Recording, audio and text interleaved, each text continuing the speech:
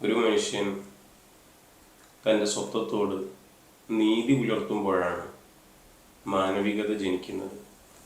മനുഷ്യൻ മനുഷ്യനായിരിക്കുക എന്ന് പറയുന്നത് ഏറെ കഠിനമാണ്.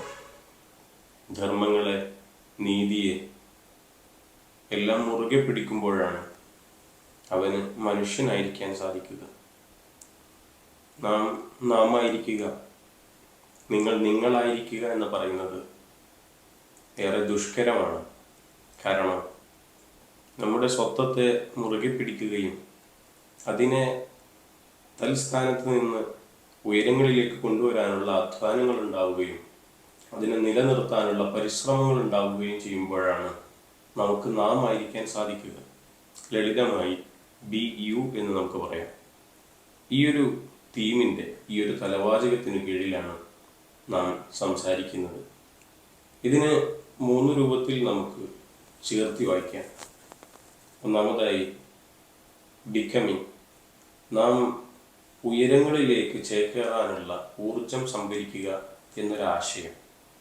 മറ്റൊന്ന് ബിലോങ്ങിങ്, മനുഷ്യനൊരു സാമൂഹ്യ ജീവിയായിരിക്കെ മറ്റുള്ളവരുമായി കണക്റ്റഡ് ആവാനുള്ള ഒരു ത്വര, ആ ത്വരയെ നാം പ്രോത്സാഹിപ്പിക്കുക എന്നുള്ളൊരാശയം. മറ്റൊന്ന് ബ്രീത്ത്, നാം ആൾക്കൂട്ടത്തിനിടയിലായിരിക്കുമ്പോഴും നാം നമ്മളായിരിക്കാനുള്ള ഒരു ജാഗ്രത. ഇങ്ങനെ ഒരാശയം. ഈ ആശയങ്ങളുടെ ഒരു സമ്പൂർണതയാണ് BU എന്നതുകൊണ്ട് അർത്ഥമാക്കുന്നത്. നമ്മളിങ്ങനെ ഇതിലാദ്യത്തേതായിട്ട് നമ്മൾ പറഞ്ഞല്ലോ ബിക്കമിങ്ങിനെ കുറിച്ച്. ഈ പറഞ്ഞു വെച്ചതിൽ തന്നെ നമുക്ക് ചേർത്തി വായിക്കാൻ പറ്റും. ഇതിനെ നമ്മളിങ്ങനെ ഓരോന്നായിട്ട് അവതരിപ്പിക്കുന്നുണ്ടെങ്കിൽ പോലും ഒരു മനുഷ്യനെ സംബന്ധിച്ചിടത്തോളം ഇതെല്ലാം ഒരുമിക്കുമ്പോഴാണ് ഒരു യഥാർത്ഥ സാമൂഹിക ജീവിയായി മാറുക. മനുഷ്യനെ എപ്പോഴും നമ്മൾ സാമൂഹിക ജീവിയാവുക എന്ന് പറയുന്നത് തന്നെ മനുഷ്യൻ്റെ ഇടപെടലുകൾ എത്രത്തോളം മനോഹരമായിരിക്കണം, അല്ലെങ്കിൽ അപരന് വേണ്ടിയിട്ടുള്ള മനുഷ്യൻ്റെ ജീവിതത്തെ കൂടിയാണല്ലോ നമ്മൾ സാമൂഹിക ജീവി എന്ന് പറയുന്നത്. സാമൂഹിക ജീവി എന്ന് പറയുമ്പോൾ തന്നെ മനുഷ്യൻ ഐസൊലേറ്റഡ് ആവരുത് എന്ന് കൂടി നമുക്ക് പറയാൻ പറ്റും. ഇതിലാദ്യത്തേത് നമ്മൾ പറഞ്ഞു വെക്കുന്നത് ബിക്കമിങ് എന്നുള്ളതാണ്. ബിക്കമിങ്ങിനെ കുറിച്ച് പറയുമ്പോൾ ഒരു വളർച്ച എന്ന് പറയാൻ പറ്റും. ശരിക്കും ചുരുക്കി പറയുകയാണെങ്കിൽ വളർച്ചയില്ലാത്ത മനുഷ്യരെങ്ങനെയാണ് ജീവിക്കുക? ശരിക്കും വളർച്ചയില്ലാതെ ജീവിക്കുന്നതും മരിക്കുന്നതും തുല്യമാണെന്ന് പോലും നമുക്ക് പറയാൻ പറ്റും. ഒരു വിത്തിൻ്റെ വളർച്ച നമ്മൾ നോക്കുകയാണെങ്കിൽ ഓരോ സെക്കൻഡുകളിലും അല്ലെങ്കിൽ ഓരോ ദിവസങ്ങളിലും എത്രത്തോളം മാറ്റമാണ് ആ വിത്തിൽ സംഭവിക്കുന്നത്. അങ്ങനെ എത്രയെത്ര വിത്തുകൾ മുളയ്ക്കാനുള്ള സമയമാണ് നമ്മുടെ ജീവിതത്തിൽ നമ്മൾ ഊർജിച്ചെടുക്കുന്നത്. നമ്മുടെ ഈ ജീവിതത്തിൻ്റെ സമയത്ത് കൊണ്ട് എത്രത്തോളം വളർച്ച നമുക്ക് സംഭവിച്ചിട്ടുണ്ടെന്നുള്ളത് നമ്മൾ പരിസ്ഥിതിയെ ചേർത്ത് വായിച്ചാൽ പോലും നമുക്ക് കിട്ടുന്നതേ ഉള്ളൂ. ഇതിനെ നമ്മളൊന്നിങ്ങനെ ലളിതമായിട്ട് ഉദാഹരണ സഹിതം പറയുകയാണെങ്കിൽ, 2 മനുഷ്യർ യാത്രയിലാണ്. 2 പേരും ഒരു ട്രെയിനിൽ യാത്രയിലാണ്. ഈ ട്രെയിനുകളുടെ പ്രത്യേകത എന്ന് പറഞ്ഞാൽ സമാന്തര പാളകളിൽ ഈ ട്രെയിനുകൾ ഇങ്ങനെ യാത്ര ചെയ്തുകൊണ്ടിരിക്കുകയാണ്. ഒരേ ദിശയിലേക്ക് കൂടിയാണ് പോയിക്കൊണ്ടിരിക്കുന്നത്. ഈ 2 ട്രെയിനുകളും ഒരേ വേഗതയിലാണ് ഓടിക്കൊണ്ടിരിക്കുന്നതെങ്കിൽ ഈ 2 യാത്രക്കാരും പരസ്പരം ഇങ്ങനെ കണ്ടുമുട്ടിക്കൊണ്ടിരിക്കും. ട്രെയിൻ സഞ്ചരിച്ചു കൊണ്ടിരിക്കുന്നുണ്ട്, 2 പേരും ദൂരങ്ങൾ താണ്ടുന്നുണ്ട്, ജില്ലകൾ മറികടന്ന്, സംസ്ഥാനം മറികടന്ന് 2 ട്രെയിനുകളും അതിവേഗം സഞ്ചരിക്കുന്നുണ്ട്.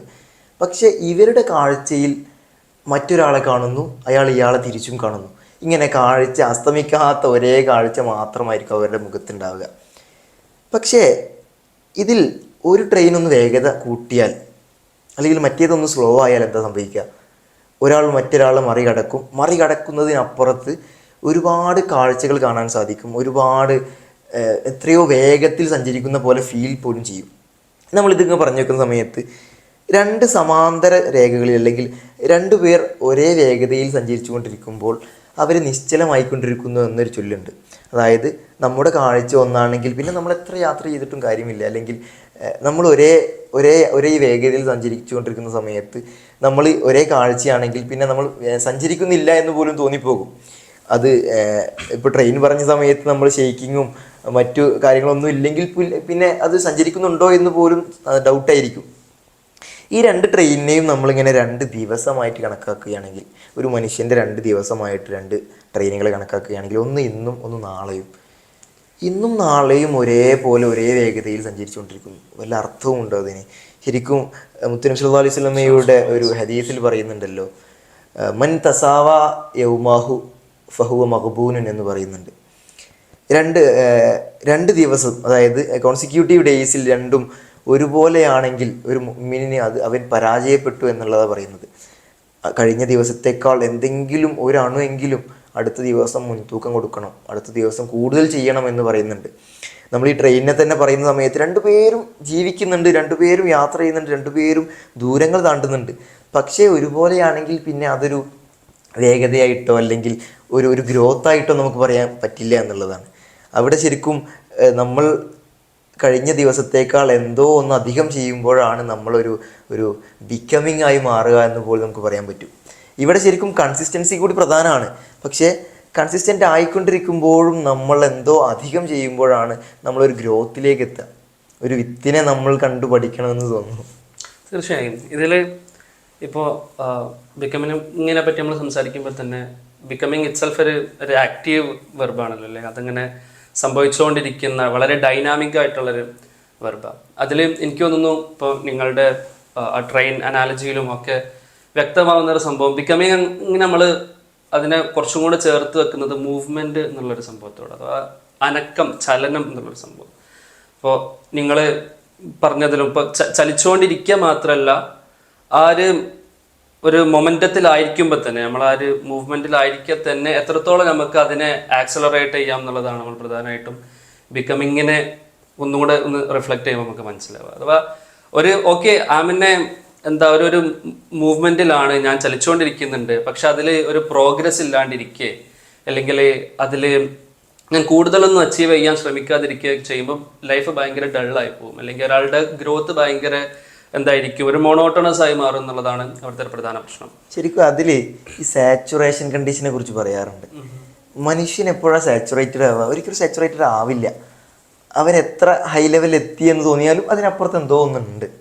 ശരിക്കും അങ്ങനെ നോക്കുകയാണെങ്കിൽ ഒരാൾ ഒരിക്കലും ഞാൻ ബിക്കമിങ്ങിൻ്റെ ഏറ്റവും പീക്ക് ലെവലിൽ എത്തി, ഇനി എനിക്കൊന്നും കൂടുതൽ ആലോചിക്കാനില്ല എന്നുള്ളത് ഒരിക്കലും അസാധ്യമായൊരു കാര്യമാണ്.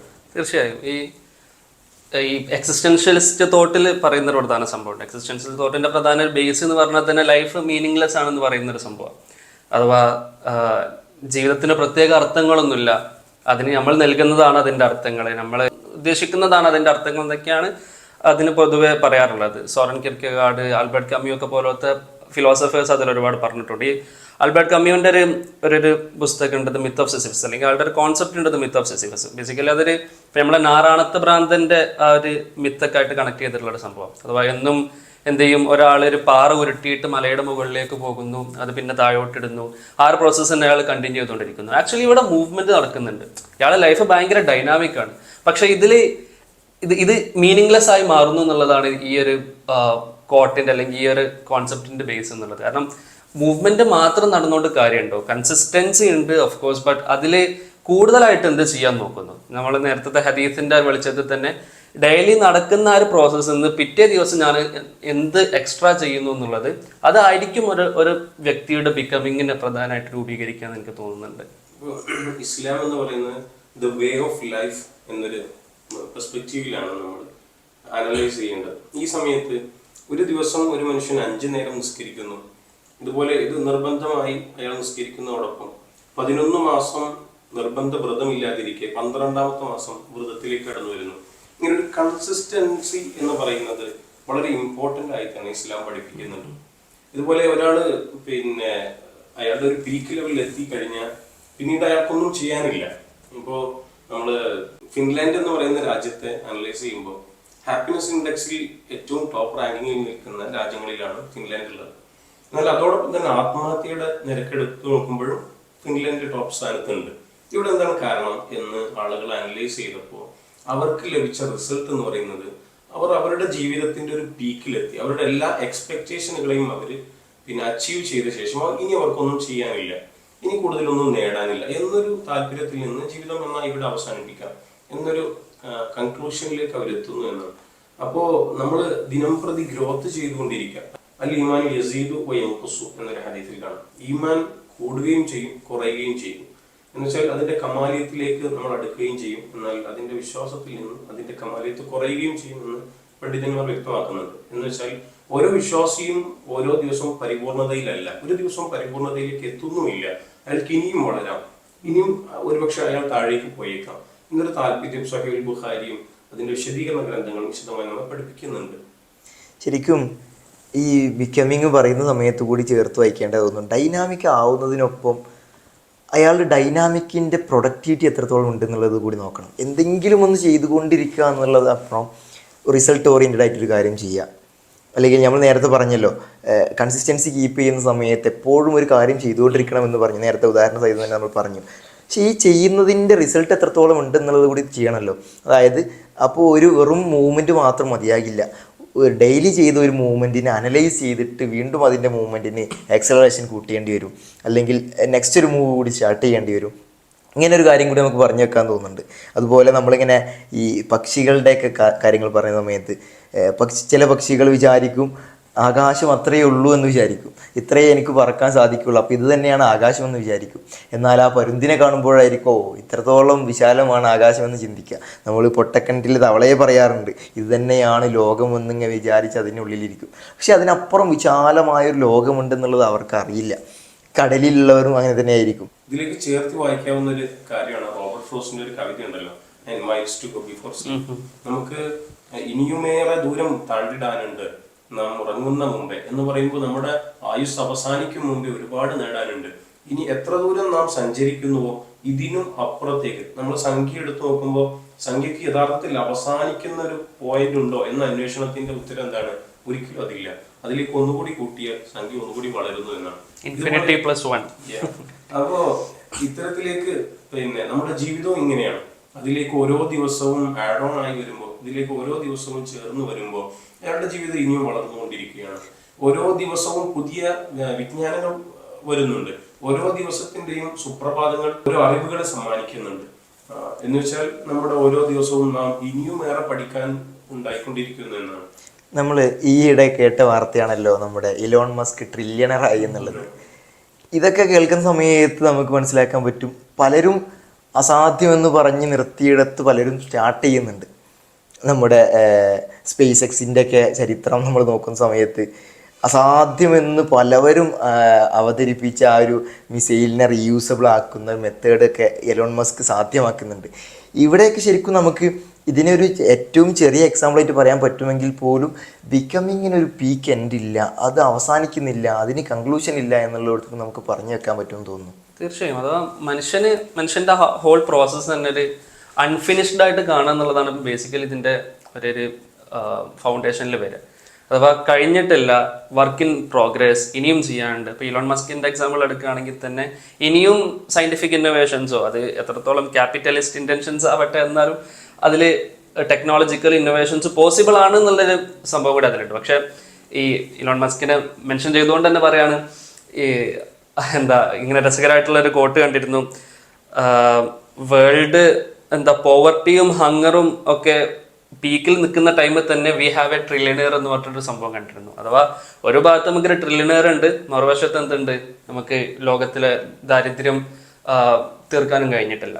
അപ്പോൾ ഇവിടെ ഇതിന്ന് കുറച്ചുകൂടെ വ്യക്തമാകുന്നതിലേക്ക് ഒരു ഇൻഡിവിജ്വലിന്റെ ബിക്കമിങ് ആക്ച്വലി അതൊരു പേഴ്സണൽ ഗോള് മാത്രമോ അല്ലെങ്കിൽ അയാളുടെ ഒരു എക്സിസ്റ്റൻസിന് ഷേപ്പ് ചെയ്യുന്നത് മാത്രമല്ല, അതിലേക്ക് മീനിങ് കൊടുക്കുന്നത് ബേസിക്കലി എത്രത്തോളം അത് സൊസൈറ്റിക്ക് ഒരു സർവീസ് ആക്കാൻ പറ്റും എന്നുള്ളതാണ്. അഥവാ ഞാനെല്ലാം അച്ചീവ് ചെയ്തു, okay, like I have seen the end of my life or the pinnacle of my life, but I have something left to do for the people. ആളുകൾക്ക് വേണ്ടിയിട്ട് എന്തെങ്കിലും ചെയ്യാനുണ്ട്, സൊസൈറ്റിക്ക് വേണ്ടിയിട്ട് എനിക്ക് പലതും ചെയ്യാനുണ്ട് എന്നുള്ളൊരു പോയിന്റിൽ അയാളുടെ ബിക്കമിങ്ങിനെ വീണ്ടും എക്സ്പാൻഡ് ചെയ്യാൻ നോക്കുകയാണ്. ഇതിൽ ഇസ്ലാമിൽ നമ്മൾ പറയുന്നുണ്ടല്ലോ ഹുലുക്കൽ ഇൻസാൻ ലൈഫ എന്നുള്ളത്, ബലഹീനനായിട്ടാണ് മനുഷ്യനെ പഠിച്ചിരിക്കുന്നത് എന്നുള്ളത്. ആ ബലഹീനതയിൽ നിന്നുമാണല്ലോ അവരുടെ തുടക്കം എന്നുള്ളത് തന്നെ. അതായത് ഒരുപാട് നേടാനുണ്ട്, ഒന്നും നേടിയിട്ടല്ല എത്തിയതും ഒന്നും തികഞ്ഞിട്ടല്ല പോകുന്നതും എന്നുള്ള ഒരു ആശയത്തിലേക്ക് കൂടി നമുക്ക് പറഞ്ഞു വെക്കാൻ തോന്നുന്നു. നേരത്തെ പറഞ്ഞ പോലെ ഒരു സാമൂഹിക ദൗത്യം കൂടിയാണിത്. നമ്മുടെ പേഴ്സണൽ അച്ചീവ്മെൻറ്റ്സിലോടുകൂടി നമുക്കിത് അവസാനിക്കുന്നില്ല. ശരിക്കും ഈ ഒരു തിയറി ഉണ്ട്, ഫാൻറ്റം ലിംബ് പെയിൻ എന്ന് പറഞ്ഞിട്ട്. അതായത് നമ്മുടെ അവയവങ്ങൾ വെട്ടിമുറിച്ച് കഴിഞ്ഞാൽ ആ സ്ഥലത്ത് അവയവമില്ല, പക്ഷെ അവിടെ നമുക്ക് വേദനിക്കും, അവിടെ എന്തോ ഒരു വേദന നമുക്ക് അനുഭവപ്പെടും. ഇങ്ങനെ നമ്മുടെ ശരീരം മുഴുവൻ വെട്ടിമുറിക്കുകയാണെങ്കിൽ ശരീരം അവിടെ അങ്ങനെ ഇല്ലാതായി തീരുന്നുണ്ട്, പക്ഷെ നമുക്ക് അവിടെ വേദന ബാക്കി നിൽക്കുന്നുണ്ട്. ഇങ്ങനെയാണെങ്കിൽ മനുഷ്യരെല്ലാം അപരൻ്റെ അല്ലെങ്കിൽ മറ്റൊരാളുടെ ശരീരത്തിലെ മുറിച്ചു മാറ്റപ്പെട്ട അവയവങ്ങളാണെന്നിങ്ങനെ പറയുന്നുണ്ട്. അപ്പോൾ അങ്ങനെയാണെങ്കിൽ കൽപ്പറ്റ നാരായണൻ മാഷാണ് ഇത് പറഞ്ഞത്. അങ്ങനെയാണെങ്കിൽ മനുഷ്യരെല്ലാം ഏതോ ഒരാളുടെ മറ്റ് അവയവങ്ങളാണ്, അല്ലെങ്കിൽ എൻ്റെ അവയവത്തിൽ എൻ്റെ മുറിച്ചു മാറ്റപ്പെട്ട അവയവങ്ങളാണ് നിങ്ങൾ. അതായത് നിങ്ങളിലുള്ള വേദന എനിക്കും കൂടി വേദനിക്കണമെന്ന്.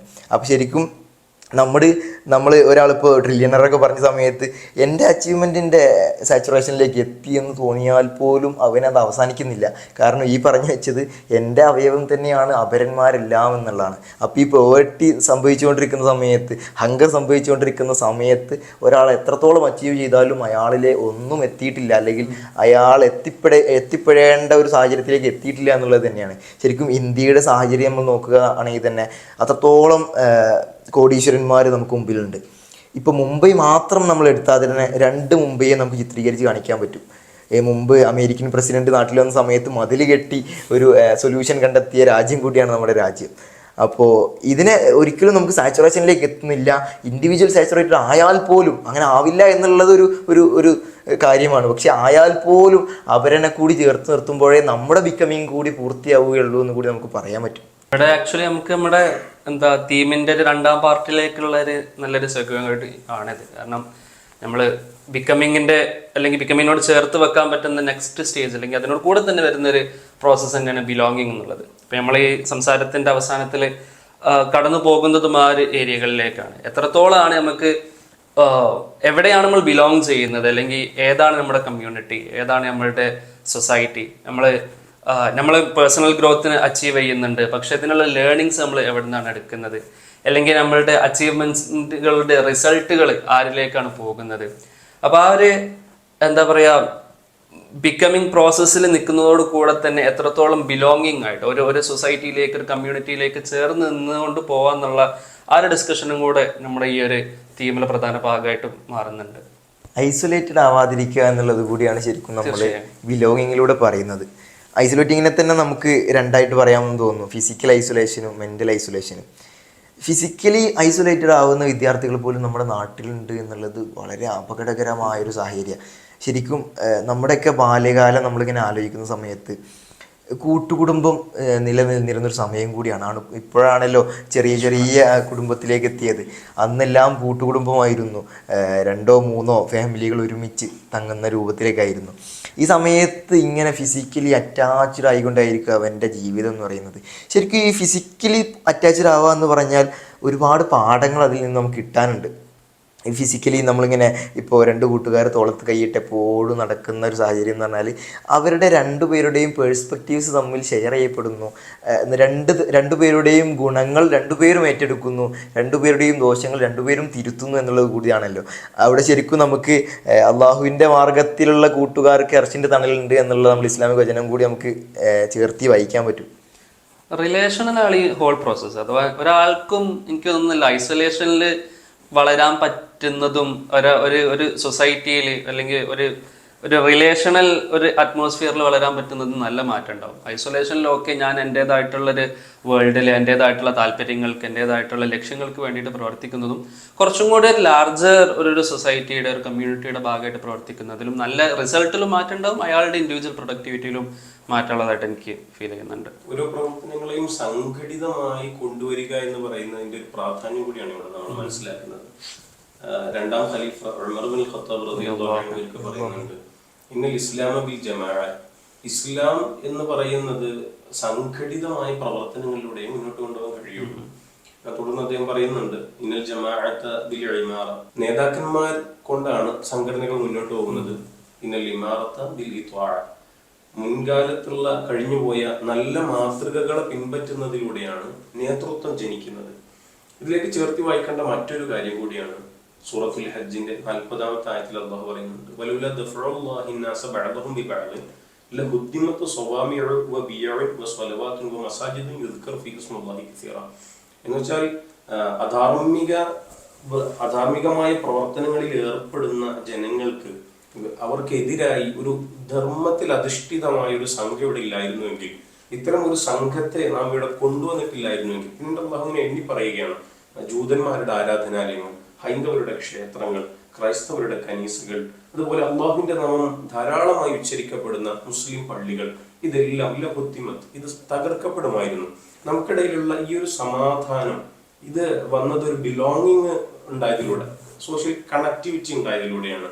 ഇതില്ലായിരുന്നുവെങ്കിൽ നമ്മുടെ സമാധാനങ്ങൾ ഇല്ലാതാകുമായിരുന്നു, നമുക്കിടയിൽ വർഗീയത വളരുമായിരുന്നു, ഭീകര അന്തരീക്ഷങ്ങൾ സൃഷ്ടിക്കപ്പെടുമായിരുന്നു. അപ്പോൾ ഈ സമാധാന അന്തരീക്ഷത്തിന് മനുഷ്യൻ ഒരു സാമൂഹ്യ ജീവിയായി തന്നെ മുന്നോട്ട് പോകാൻ തീർച്ചയായും ഈ സംഘടിതമായ ശ്രമങ്ങൾ, മനുഷ്യൻ കണക്റ്റഡ് ആയിരിക്കുക എന്ന് പറയുന്നത് വളരെ പ്രധാനമാണ് നമ്മൾ സൂചിപ്പിക്കുന്നുണ്ട്. നമ്മൾ ഈ ഗതകാലങ്ങളെ ഇങ്ങനെ അപേക്ഷിച്ച് നോക്കുമ്പോൾ ഇക്കാലത്ത് വിദ്യാർത്ഥികളെ സംബന്ധിച്ചിടത്തോളം നമുക്ക് ഏറെ ആശങ്കയുണ്ട്. കാരണം ഡിജിറ്റൽ ഡിവൈസുകൾ വന്ന സ്ഥിതിക്ക് ഇവരുടെ ഐസൊലേഷനിൽ നിന്നും നമ്മൾ അകറ്റി നിർത്തിയാൽ പോലും ഇവർ അറ്റാച്ച്ഡ് ആവുന്നത് ആ ഡിജിറ്റൽ ഡിവൈസുകളോടാണ്. ശരിക്കും അജൈവികമായ ഡിജിറ്റൽ ഡിവൈസിൽ നിന്നും ജൈവികത തോന്നിപ്പിക്കുന്ന രൂപത്തിലേക്ക് എയുടെ വളർച്ച കൊണ്ടെത്തിച്ചിട്ടുണ്ട്. ജെമിനിയുമായിട്ട് സംസാരിക്കുക, ChatGPT സംസാരിക്കുക, അങ്ങനെ ഒരു സന്തോഷം കണ്ടെത്തുക. എനിക്കൊരു സുഹൃത്തുണ്ട്, അല്ലെങ്കിൽ ഇതായിരിക്കും ആ സുഹൃത്ത്. ഈ ഡിജിറ്റലി അറ്റാച്ച്ഡ് ആവുന്നത് പോലും ശരിക്കും സോഷ്യലി സംഭവിക്കുന്ന വലിയൊരു ഡിറ്റാച്ച്മെൻറ്റാണ്. ഇത് ശരിക്കും ഐസൊലേഷനേക്കാൾ അപകടകാരിയായി ആവുമെന്നാണ് തോന്നുന്നത്. ഭയങ്കര ഐറണിക്കലാണല്ലോ ഇത്. കാരണം ടെക്നോളജിയും കമ്മ്യൂണിക്കേഷൻ ഡിവൈസസും സോഷ്യൽ മീഡിയയും AI എല്ലാം ആക്ച്വലി മനുഷ്യനെ കൂടുതൽ ഓപ്പൺ അപ്പ് ചെയ്യാണ്. ലൈക്ക് വേൾഡിലേക്ക് എന്ത് ചെയ്യാണ്, അയാളെ കൂടുതൽ തുറന്നിടുകയാണ്. എനിക്ക് എൻ്റെ ഒരു ജിയോഗ്രഫിക്കൽ ലിമിറ്റേഷൻ്റെ അകത്ത് മാത്രമല്ലാണ്ട് പുറത്തും എന്ത് ചെയ്യാൻ പറ്റുന്ന human connections, social connections build ചെയ്യാൻ പറ്റുന്ന ഒരു പ്ലാറ്റ്ഫോമാണ് ആക്ച്വലി ടെക്നോളജിക്കൽ ഇന്നോവേഷൻസ്. ഈവൻ ഈ ഗ്ലോബലൈസേഷൻ്റെ വളർച്ചയിലൊക്കെ പ്രധാനമായിട്ടുള്ള പങ്ക് എന്തുകൊണ്ടാണ് കമ്മ്യൂണിക്കേഷനും ടെക്നോളജിയും ട്രാൻസ്പോർട്ടേഷനും പോലെ തന്നെ കമ്മ്യൂണിക്കേഷൻ ഇന്നോവേഷനുകൾക്ക് എന്തുകൊണ്ടാണ് ഗ്ലോബലൈസേഷൻ്റെ പ്രോസസ്സിനെ അത്രത്തോളം സ്പീഡപ്പ് ചെയ്യാൻ സാധിച്ചതെന്ന് പറയാറുണ്ടല്ലോ. അപ്പോൾ അത് മാക്സിമം നമ്മളെ ഭയങ്കര വലിയൊരു സ്കോപ്പിലേക്ക് തുറന്നിടുമ്പോഴും അവിടെയും വീണ്ടും നമ്മൾ വരുന്നത് ഐസൊലേഷനിലേക്കാണ്. ലൈക്ക് നമുക്ക് ഒരുപാട് കണക്ഷൻസ് ബിൽഡ് ചെയ്യാൻ പറ്റും എന്നുള്ളൊരു പൊട്ടൻഷ്യൽ അവിടെ ഉണ്ടാകുന്നതോട് കൂടെ തന്നെ നമ്മൾ എന്ത് ചെയ്യുന്നു, ആ ഒരു ജെന്യൂനിറ്റി, കണക്ഷൻസിൻ്റെ ആ ഒരു ഇൻറ്റിമസിയും ജെന്യൂനിറ്റിയും കുറഞ്ഞു വരിക. അല്ലെങ്കിൽ ഒരു ഇമാജിനറി വേൾഡിൽ ഒരു ഇല്യൂഷനകത്ത് മാത്രം നമ്മുടെ കണക്ഷൻസും അല്ലെങ്കിൽ നമ്മളുടെ ആ ഒരു ഹ്യൂമൻ ബോണ്ടും നിന്നു പോവുക എന്നുള്ളത് ആക്ച്വലി സോഷ്യൽ മീഡിയയുടെ ഒരു ഐറണി ആയിട്ട് ഫീൽ ചെയ്യാൻ പറ്റുന്നൊരു സംഭവമാണ്. ശരിക്കും ഇത് അതിർത്തികൾക്കപ്പുറത്തുള്ള ആളുകളുടെ അവസ്ഥകൾ മനസ്സിലാക്കാൻ പിറ്റേന്ന് രാവിലെ പത്രം വായിക്കേണ്ടിയിരുന്ന ഒരു അവസ്ഥയിൽ നിന്നും ജസ്റ്റ് സെക്കൻഡുകൾ വേണ്ട, ലൈവായിട്ട് പോലും കാര്യങ്ങൾ മനസ്സിലാക്കാൻ പറ്റുന്ന ഒരു അവസ്ഥയിലേക്കാണ് നമ്മൾ ഇന്ന് എത്തിയിട്ടുള്ളത്. ആ സമയത്ത് പോലും ശരിക്കും ഇങ്ങനെ ഒരു ഐസൊലേഷനിലേക്ക് പോകുന്നതിന് പകരം ഇൻ്റർനാഷണൽ ഫ്രണ്ട്സായിട്ടും അല്ലെങ്കിൽ ഇൻ്റർനാഷണൽ വീഡിയോ കോൾസായിട്ടും ഇങ്ങനെ ആശയം പങ്കുവെക്കുന്നതിനോ അല്ലെങ്കിൽ നമ്മുടെ വിദ്യ അനുകരിക്കുന്നതിനോ അല്ലെങ്കിൽ വിദ്യ നേടുന്നതിനോ ഒരു രാജ്യത്തിൻ്റെ അതിർത്തികൾ പോലും ഒരു പ്രശ്നമല്ലാത്ത കാലത്തേക്കാണ് പോയിക്കൊണ്ടിരിക്കുന്നത്. ഇക്കാലത്ത് ഐസൊലേറ്റഡ് ആവുന്നു എന്ന് പറഞ്ഞാൽ ശരിക്കും സൈക്കോളജിക്കലി അവൻ്റെ മനസ്സിലെന്തോ പ്രശ്നമുണ്ടെന്ന് പോലും നമുക്ക് പറയാൻ പറ്റും. ഇതിൻ്റെ ഒരു ഇപ്പോൾ നമ്മളെങ്ങനെയാണ് ബിലോങ്ങിങ്ങിൻ്റെ ഒരു എറ്റിക്വിറ്റി, അതിൻ്റെ ഒരു മര്യാദകൾ ഷേപ്പ് ചെയ്യുക എന്നുള്ളത് കൂടിയാണ്. സോഷ്യൽ മീഡിയയും ടെക്നോളജിയും വെറും വിമർശനാത്മകമായിട്ട് കാണലും ബുദ്ധിയല്ല. ഇപ്പോൾ നമ്മൾ ഇസ്രായേലിൻ്റെ ഗാസയിലുള്ള ജനസൈഡിൻ്റെ ഭാഗമായിട്ടുള്ള ചർച്ചകൾ, നമ്മളൊരു ലൈവ് ജനസൈഡ് ടെലികാസ്റ്റ് ചെയ്യപ്പെടുമ്പോഴും അത് നമ്മൾ ലോകത്തിൻ്റെ പല ഭാഗത്തു നിന്ന് ആൾക്കാർ കാണുന്നു. ആ ഒരു സോഷ്യൽ മീഡിയയുടെ ഇൻഫ്ലുവൻസ്, അല്ലെങ്കിൽ ഈ ടിക്ടോക്കിനെയും ഇൻസ്റ്റഗ്രാമിനെയൊക്കെ പൊതുവെ പ്രോ ഇസ്രായേലി പവറുകൾ കൺട്രോൾ ചെയ്യാൻ നോക്കുന്നതും അല്ലെങ്കിൽ അതിനെ ലിമിറ്റ് ചെയ്യാൻ നോക്കുന്നതൊക്കെ ഇതിൻ്റെ ഒരു റിസൾട്ട് കൂടെയാണ്. കാരണം ആൾക്കാർ കുറച്ചും കൂടെ എമ്പതി പഠിക്കുന്നതും സോഷ്യൽ മീഡിയയിൽ നിന്ന് തന്നെയാണ്. നമ്മൾ പൂർണ്ണമായിട്ടും സോഷ്യൽ മീഡിയ ആൾക്കാർ ചെയ്യുന്നുണ്ട്, ഒരു എക്കോ ചാമ്പറിന്റെ അകത്തേക്ക് ഇടുന്നുണ്ടെന്നോ അല്ലെങ്കിൽ അവരെ ഒരു ജെന്യുവൻ കണക്ഷൻസ് അകറ്റി നിർത്തുന്നുണ്ടോ എന്ന് പറയുന്നത് പൂർണ്ണമായിട്ടുള്ള ഒരു ആശയമാവില്ല എന്ന് തോന്നുന്നു. നേരെ മറിച്ച് അവർക്ക് കുറച്ചും കൂടെ എമ്പതി ജനറേറ്റ് ചെയ്യുക, അവരുടെ ഇമ്മീഡിയറ്റ് വേൾഡിന് അപ്പുറത്തുള്ള എക്സ്പീരിയൻസുകൾ അവർക്ക് അറിയാൻ പറ്റുക എന്നുള്ളതും സോഷ്യൽ മീഡിയയുടെ ഒരു ഗുണം തന്നെയാണ്. പക്ഷെ അവിടെയും എങ്ങനെയാണ് ആ ബിലോങ്ങിങ്ങിനെ ഷേപ്പ് ചെയ്യേണ്ടത്, എങ്ങനെയാണ് ആ ഒരു പോസിബിലിറ്റിയെ ഉപയോഗപ്പെടുത്തേണ്ടത് എന്നുള്ളതാണ് ഓരോ ഇൻഡിവിജ്വലും ശ്രദ്ധിക്കേണ്ടത്. ബിലോങ്ങിങ്ങിന് ഒരുപാട് ക്രൈറ്റീരിയകൾ ഉണ്ട്. കാരണം ഒരു സോഷ്യൽ മീഡിയയിലെ ഇടപെടൽ മാത്രമായിരിക്കില്ല ബിലോങ്ങിങ്. കാരണം സോഷ്യൽ മീഡിയ പറയുന്ന സമയത്ത് നമുക്ക് ഭയങ്കര അപകടം എന്താണെന്ന് വെച്ചാൽ, സോഷ്യൽ മീഡിയ എറ്റിക്വറ്റ് വളരെയധികം കുറഞ്ഞുകൊണ്ടിരിക്കുന്ന ഒരു സമയത്ത് കൂടിയാണ് നമ്മൾ ജീവിക്കുന്നത്. അതായത് ഫിസിക്കലി ഒരാളെ കാണുമ്പോൾ നമ്മൾ പുലർത്തേണ്ട മര്യാദകളൊന്നും തന്നെ സോഷ്യൽ മീഡിയ കമൻറ്റ് ബോക്സിലൊന്നും പുലർത്താത്തൊരു കാലത്ത് കൂടിയാണ് പോയിക്കൊണ്ടിരിക്കുന്നത്. ശരിക്കും ഇക്കാലത്ത് വളർന്നുകൊണ്ടിരിക്കുന്ന ഡിജിറ്റൽ ഡിവൈസുകളുടെ കാലത്ത് നമ്മുടെ ഫിസിക്കൽ നമ്മുടെ വ്യവഹാരങ്ങളെ പോലെ തന്നെ പ്രധാനമാണ് നമ്മുടെ സോഷ്യൽ മീഡിയയിലുള്ള നമ്മുടെ കമൻറ്റുകളും നമ്മുടെ മെസ്സേജിങ്സും എല്ലാം. പക്ഷെ ഇത് ഈ ഒരു ബോധ്യത്തിലേക്ക് എത്താത്തൊരവസ്ഥ ഭയങ്കര ദയനീയമായിട്ട് കൂടി നമുക്ക് ചിത്രീകരിക്കാൻ പറ്റും. ഇത് ഈ കൊറോണ കാലത്ത് വളരെ ആശങ്ക കൊണ്ടുവന്നൊരു കാര്യമായിരുന്നു ഡിജിറ്റലി കുട്ടികൾ വിദ്യ അഭ്യസിക്കുക എന്നൊരു വലിയൊരു ആശങ്കയായിട്ട് കൊണ്ടുവന്നിരുന്നു. ഇതിലേക്ക് ചേർത്ത് പറയാവുന്ന ഒരു കാര്യമാണ്, ജനറേഷന് മാറുന്നതനുസരിച്ച് അവരുടെ മറ്റുള്ളവരോടുള്ള സമീപനങ്ങളിലെ വ്യത്യാസങ്ങൾ എങ്ങനെ വരുന്നു എന്നതിന് ഒരു ലഘു ഉദാഹരണം പറയാറുണ്ട്. ആദ്യകാലത്തൊക്കെ കാരണവന്മാർ വന്നാൽ എണീറ്റ് നിന്ന് അവർക്ക് സ്പേസ് കൊടുത്തിരുന്ന ഒരു ആദരവിന്റെ ഭാഗം പിന്നീട് കുറച്ചുകൂടി കഴിഞ്ഞപ്പോൾ തുണിയുടെ മടക്കുത്ത് കഴിച്ചിടുന്ന രൂപത്തിലേക്ക് മാറി. ഇരിക്കുന്നത് അവിടെ തന്നെ ഇരിക്കും, ഇങ്ങനെ തൊടി കഴിച്ചിടും. എന്നാൽ ഒന്നുകൂടി ജനറേഷൻ മാറിയപ്പോൾ ഉള്ളത് അതുപോലെ തന്നെ, പക്ഷെ ചെവിയിലെ ഹെഡ്സെറ്റ് ഒന്ന് ഊരി വെക്കുന്ന ഒരു ആദരവിലേക്ക് മാറി എന്ന് പറയുന്നു. എന്നാൽ ഇന്ന് മനുഷ്യർ പരസ്പരം കാണുന്നത് വളരെ കുറഞ്ഞു. ലോകം വിരൽത്തുമ്പിലേക്ക് മാറിയപ്പോൾ നാം പൂർണ്ണമായും ആ വിരൽത്തുമ്പിൽ തന്നെ സജീവമാകുന്ന ഒരു പ്രവണതയിലേക്ക് ലോകം കൂടുതൽ അതിലേക്ക് അടുത്തു വന്നു. ഈ സമയത്ത് കമന്റ് ബോക്സുകളിലാവട്ടെ, അതല്ലെങ്കിൽ അതുമായി ബന്ധപ്പെട്ട ലൈവ് ബ്രോഡ്കാസ്റ്റിങ്ങുകളിലാവട്ടെ, അതുപോലെ മറ്റ് അവരുടെ റിയാക്ഷനുകളിലാവട്ടെ, ഇതിലൊന്നും ഈ ഒരു മര്യാദയോ ഈ ഒരു ആദരവോ ഇതൊക്കെ വളരെ നഷ്ടപ്പെട്ടോ എന്നൊരു ചിന്തക്ക് കൂടി ഇവിടെ പ്രസക്തി ഉണ്ട്. കുറെ ഈ സോഷ്യൽ മീഡിയ ലിറ്ററസി നമ്മുടെ ജനറേഷൻ കുറച്ചുകൂടെ പ്രാക്ടീസ് ചെയ്യേണ്ട ഒരു സംഭവമാണ്. കാരണം എല്ലാത്തിനും നമ്മൾ ചർച്ച ചെയ്യേണ്ട ആവശ്യമില്ല, അല്ലെങ്കിൽ എല്ലാത്തിനും നമ്മുടെ അഭിപ്രായം അഭിപ്രായം ഇല്ലാതിരിക്കുക എന്നുള്ളതും അഭിപ്രായം പറയാണ്ടിരിക്കുക എന്നുള്ളത് രണ്ട് കാര്യങ്ങൾ തന്നെ. അഭിപ്രായം വേണം. ഈ ഒരു വിഷയത്തിൽ എൻ്റെ ഒരു പെർസ്പെക്റ്റീവ് ഇതാണ്, എൻ്റെ ഒരു ഒപ്പീനിയൻ ഇതാണ്, എൻ്റെ ഒരു ടേക്ക് ഇതാണ് എന്നുള്ളത് അയാൾക്ക് ഉണ്ടാവണം. പക്ഷെ ഇത് വേറൊരാളെ കൺവിൻസ് ചെയ്യാൻ വേണ്ടിയിട്ടുള്ള സോഷ്യൽ മീഡിയയിൽ നമ്മൾ കിടന്നുള്ള ഇടപെടലുകൾ എത്രത്തോളം അനിവാര്യമാണെന്ന് ഞാൻ പലപ്പോഴും ചിന്തിച്ചിട്ടുണ്ട്. കാരണം ഒരു കമന്റ് ബോക്സിൽ ഇപ്പം ഒരു റേജ് ബെയിറ്റിംഗ് എന്നൊക്കെ പറഞ്ഞ ടേംസ് ഒക്കെ ഉണ്ടല്ലോ. ലൈക്ക് ചിലപ്പോൾ ചിലരെന്തായിരിക്കും വെറുതെ ചൊടിപ്പിക്കാൻ വേണ്ടിയിട്ട് ഇട്ടുപോകുന്ന കമന്റുകൾ ഉണ്ടാവും. ഇതിന് താഴെ വെറുതെ എന്ത് ചെയ്യുന്ന നമ്മുടെ സമയവും നമ്മുടെ ഊർജ്ജവും നമ്മളുടെ ചിന്തകളും വേസ്റ്റ് ആക്കാൻ വേണ്ടിയിട്ട് എന്ത് ചെയ്യും പലരും ആ കമന്റിനെ തുടർന്ന് അതിൻ്റെ അകത്തൊരു ചർച്ച ഉണ്ടാക്കും. ഈ ആദ്യം കമന്റ് ഇട്ട ആള് പിന്നെ വൈക്ക് തിരിച്ചു വരികയെ അല്ലെങ്കിൽ അതിനെ ലൈക്ക് റൈസ് ബെയിറ്റ് എന്നൊക്കെ പറയാറുണ്ട്. അത് നമ്മളെ വെറും എന്ത് ചെയ്യുന്ന ലൈക്ക് അയാളുടെ പർപ്പസ് അത്ര ആയിരുന്നു, അയാൾക്ക് ഇതിനൊരു ഉത്തരം കിട്ടണമെന്നോ അല്ലെങ്കിൽ അയാളുടെ സ്റ്റേറ്റ്മെന്റിനെ ഡിഫെൻഡ് ചെയ്ത് നിർത്തണമെന്നോ യാതൊരു താല്പര്യങ്ങളില്ല. നേരെ മറിച്ച് ഈ ഒരു കൊമന്റ് കണ്ടുകൊണ്ട് പിന്നെ അതിൽ ട്രിഗർ ആയിട്ട് അതിൽ പിന്നെ കമന്റ് ഇട്ടുകൊണ്ട് അതിൽ കണ്ടിന്യൂ ചെയ്ത് പോകുന്ന ഒരു കോൺവെർസേഷൻ തീർത്തും യൂസ്ലെസ് ആയിരിക്കും. അപ്പൊ ആ ഒരു സോഷ്യൽ മീഡിയ ലിറ്ററസി എവിടെയാണ് സംസാരിക്കേണ്ടത്, എന്തിനെ കുറിച്ചാണ് സംസാരിക്കേണ്ടത്, ഇനി സംസാരിക്കുന്ന കാര്യങ്ങൾ തന്നെ പൂർണ്ണമായിട്ടുള്ള ഒരു നോളജിന്റെ പുറത്തുനിന്നും അല്ലെങ്കിൽ അതിൻ്റെ ഒരു അവയർനെസിന്റെ പുറത്തുനിന്നാണ് വരുന്നത് എല്ലാം ചിന്തിച്ചുകൊണ്ട് കുറച്ചും കൂടെ എന്ത് ചെയ്യാൻ നമ്മുടെ ഇസ്ലാമിൽ തന്നെ നോളജ് ട്രഡീഷൻ എന്നൊക്കെ പറഞ്ഞ അത്രയും ഒരു പ്യൂരിറ്റി ഒക്കെ കൊടുത്തൊരു മതമാണ് നമ്മളത്. ലൈക്ക് നോളജിന് അല്ലെങ്കിൽ ഹദീസ് കൈമാറി വന്നതും ഹദീസ് നേടിയെടുക്കുന്നതും ഇനി അതിന് ബഹസ് നടത്തുന്നതും എല്ലാം അത്രക്കും സൂക്ഷിച്ചുകൊണ്ട് ചെയ്തൊരു കാര്യത്തെ നമ്മൾ ഇത്ര ഭയങ്കര ലാഘവത്തിൽ കാണുക എന്നുള്ളത് നമ്മുടെ ജനറേഷന് വരുന്ന വലിയൊരു മിസ്റ്റേക്ക് ആയിട്ട് മാറാനുള്ളൊരു സാധ്യതയുണ്ട്. അതിന്റെ ലഭ്യമാക്കുന്നത് ഒന്നുകൂടി എളുപ്പമായി, പക്ഷെ അതിനോട് കാണിക്കുന്ന ആദരവിൽ സംഭവിക്കുന്ന പ്രശ്നങ്ങളുണ്ട്. എനിക്ക് തോന്നുന്നു നമ്മുടെ ബിലോങ്ങിങ്ങിലുള്ള ആഘാതം സംഭവിക്കുന്ന സോഷ്യൽ മീഡിയയിൽ മാത്രമല്ല, വീട്ടകങ്ങളിലേക്ക് പോലും വരികയാണെങ്കിൽ വീട്ടിൽ 4-5 ആളുണ്ടെങ്കിൽ പോലും ഓരോരുത്തരും അവരുടെ ഡിവൈസുകളിൽ ഒതുങ്ങി പോകുന്നു. ശരിക്കും ഫിസിക്കലി ഉള്ള ഒരു ഇൻട്രാക്ഷൻ സംഭവിക്കുന്ന അവിടെ പ്രൊഡ്യൂസ് ചെയ്യുന്ന ഒരു ഡോപ്പമിനൊക്കെ നമുക്ക് നഷ്ടപ്പെട്ടുകൊണ്ടിരിക്കുക. ഒരു സുഹൃത്ത് പറഞ്ഞതായിട്ട് ഓർമ്മയുണ്ട്, വീട്ടിലേക്ക് കയറുന്നതിന് കുറച്ച് മുമ്പായിട്ട് എന്ത് ചെയ്യും, അയാൾക്ക് നോക്കാനുള്ള മെസ്സേജുകൾ നോക്കി അയാൾക്ക് കൊടുക്കാനുള്ള മറുപടികളെല്ലാം കൊടുത്ത് ഡിജിറ്റൽ ഡിവൈസിൽ നിന്നും പൂർണ്ണമായിട്ടും മുക്തമായിട്ടായിരിക്കും വീട്ടിലേക്ക് പ്രവേശിക്കുക, എന്നിട്ട് അവരുമായിട്ട് ഇൻട്രാക്ട് ചെയ്യുക എന്നുള്ളത്. കാരണം ശരിക്കും ഫിസിക്കലി അവൈലബിൾ ആവും തോറും മനുഷ്യന്മാർ ഫീലിംഗ് കൊണ്ട് എത്രത്തോളം അവൈലബിൾ ആവുന്നു എന്നുള്ളത് ഒരു ചോദ്യമാണ്. ഇപ്പോൾ ഈ നമ്മൾ തുടക്കത്തിൽ പറഞ്ഞ പോലെ തന്നെ ബിലോങ്ങിങ്ങിന്റെ ഒരു എതിർസ്ഥാനത്ത് നിൽക്കുന്ന ഒന്നാണ് ഐസൊലേഷൻ എന്നുള്ളത്. കാരണം ഒരു കമ്മ്യൂണിറ്റിയിലോ അല്ലെങ്കിൽ ഒരു സൊസൈറ്റിയിലോ അല്ലെങ്കിൽ എനിക്കൊരു പീപ്പിൾ ഉണ്ട് അല്ലെങ്കിൽ എനിക്കൊരു ആശയമുണ്ട് ബിലോങ് ചെയ്യാൻ എന്നുള്ള ഒരു ഫീലിംഗ് ഉണ്ടാകുമ്പോൾ തന്നെ നേരെ അതിൻ്റെ അപ്പുറത്ത് നിൽക്കുന്നതാണ് ഒരാൾ ഒറ്റപ്പെട്ടു പോകുക എന്നുള്ള സംഭവം. ഈ ഒറ്റപ്പെടലുകൾ നമ്മൾ ഫിസിക്കൽ ഐസൊലേഷൻ നമ്മൾ നേരത്തെ ഡിസ്കസ് ചെയ്തിട്ടുണ്ട്, അതിലേക്ക് കണക്ട് ചെയ്യാൻ പറ്റുന്നതാണ് ഈ മെന്റൽ ഐസൊലേഷൻ എന്നുള്ളത്.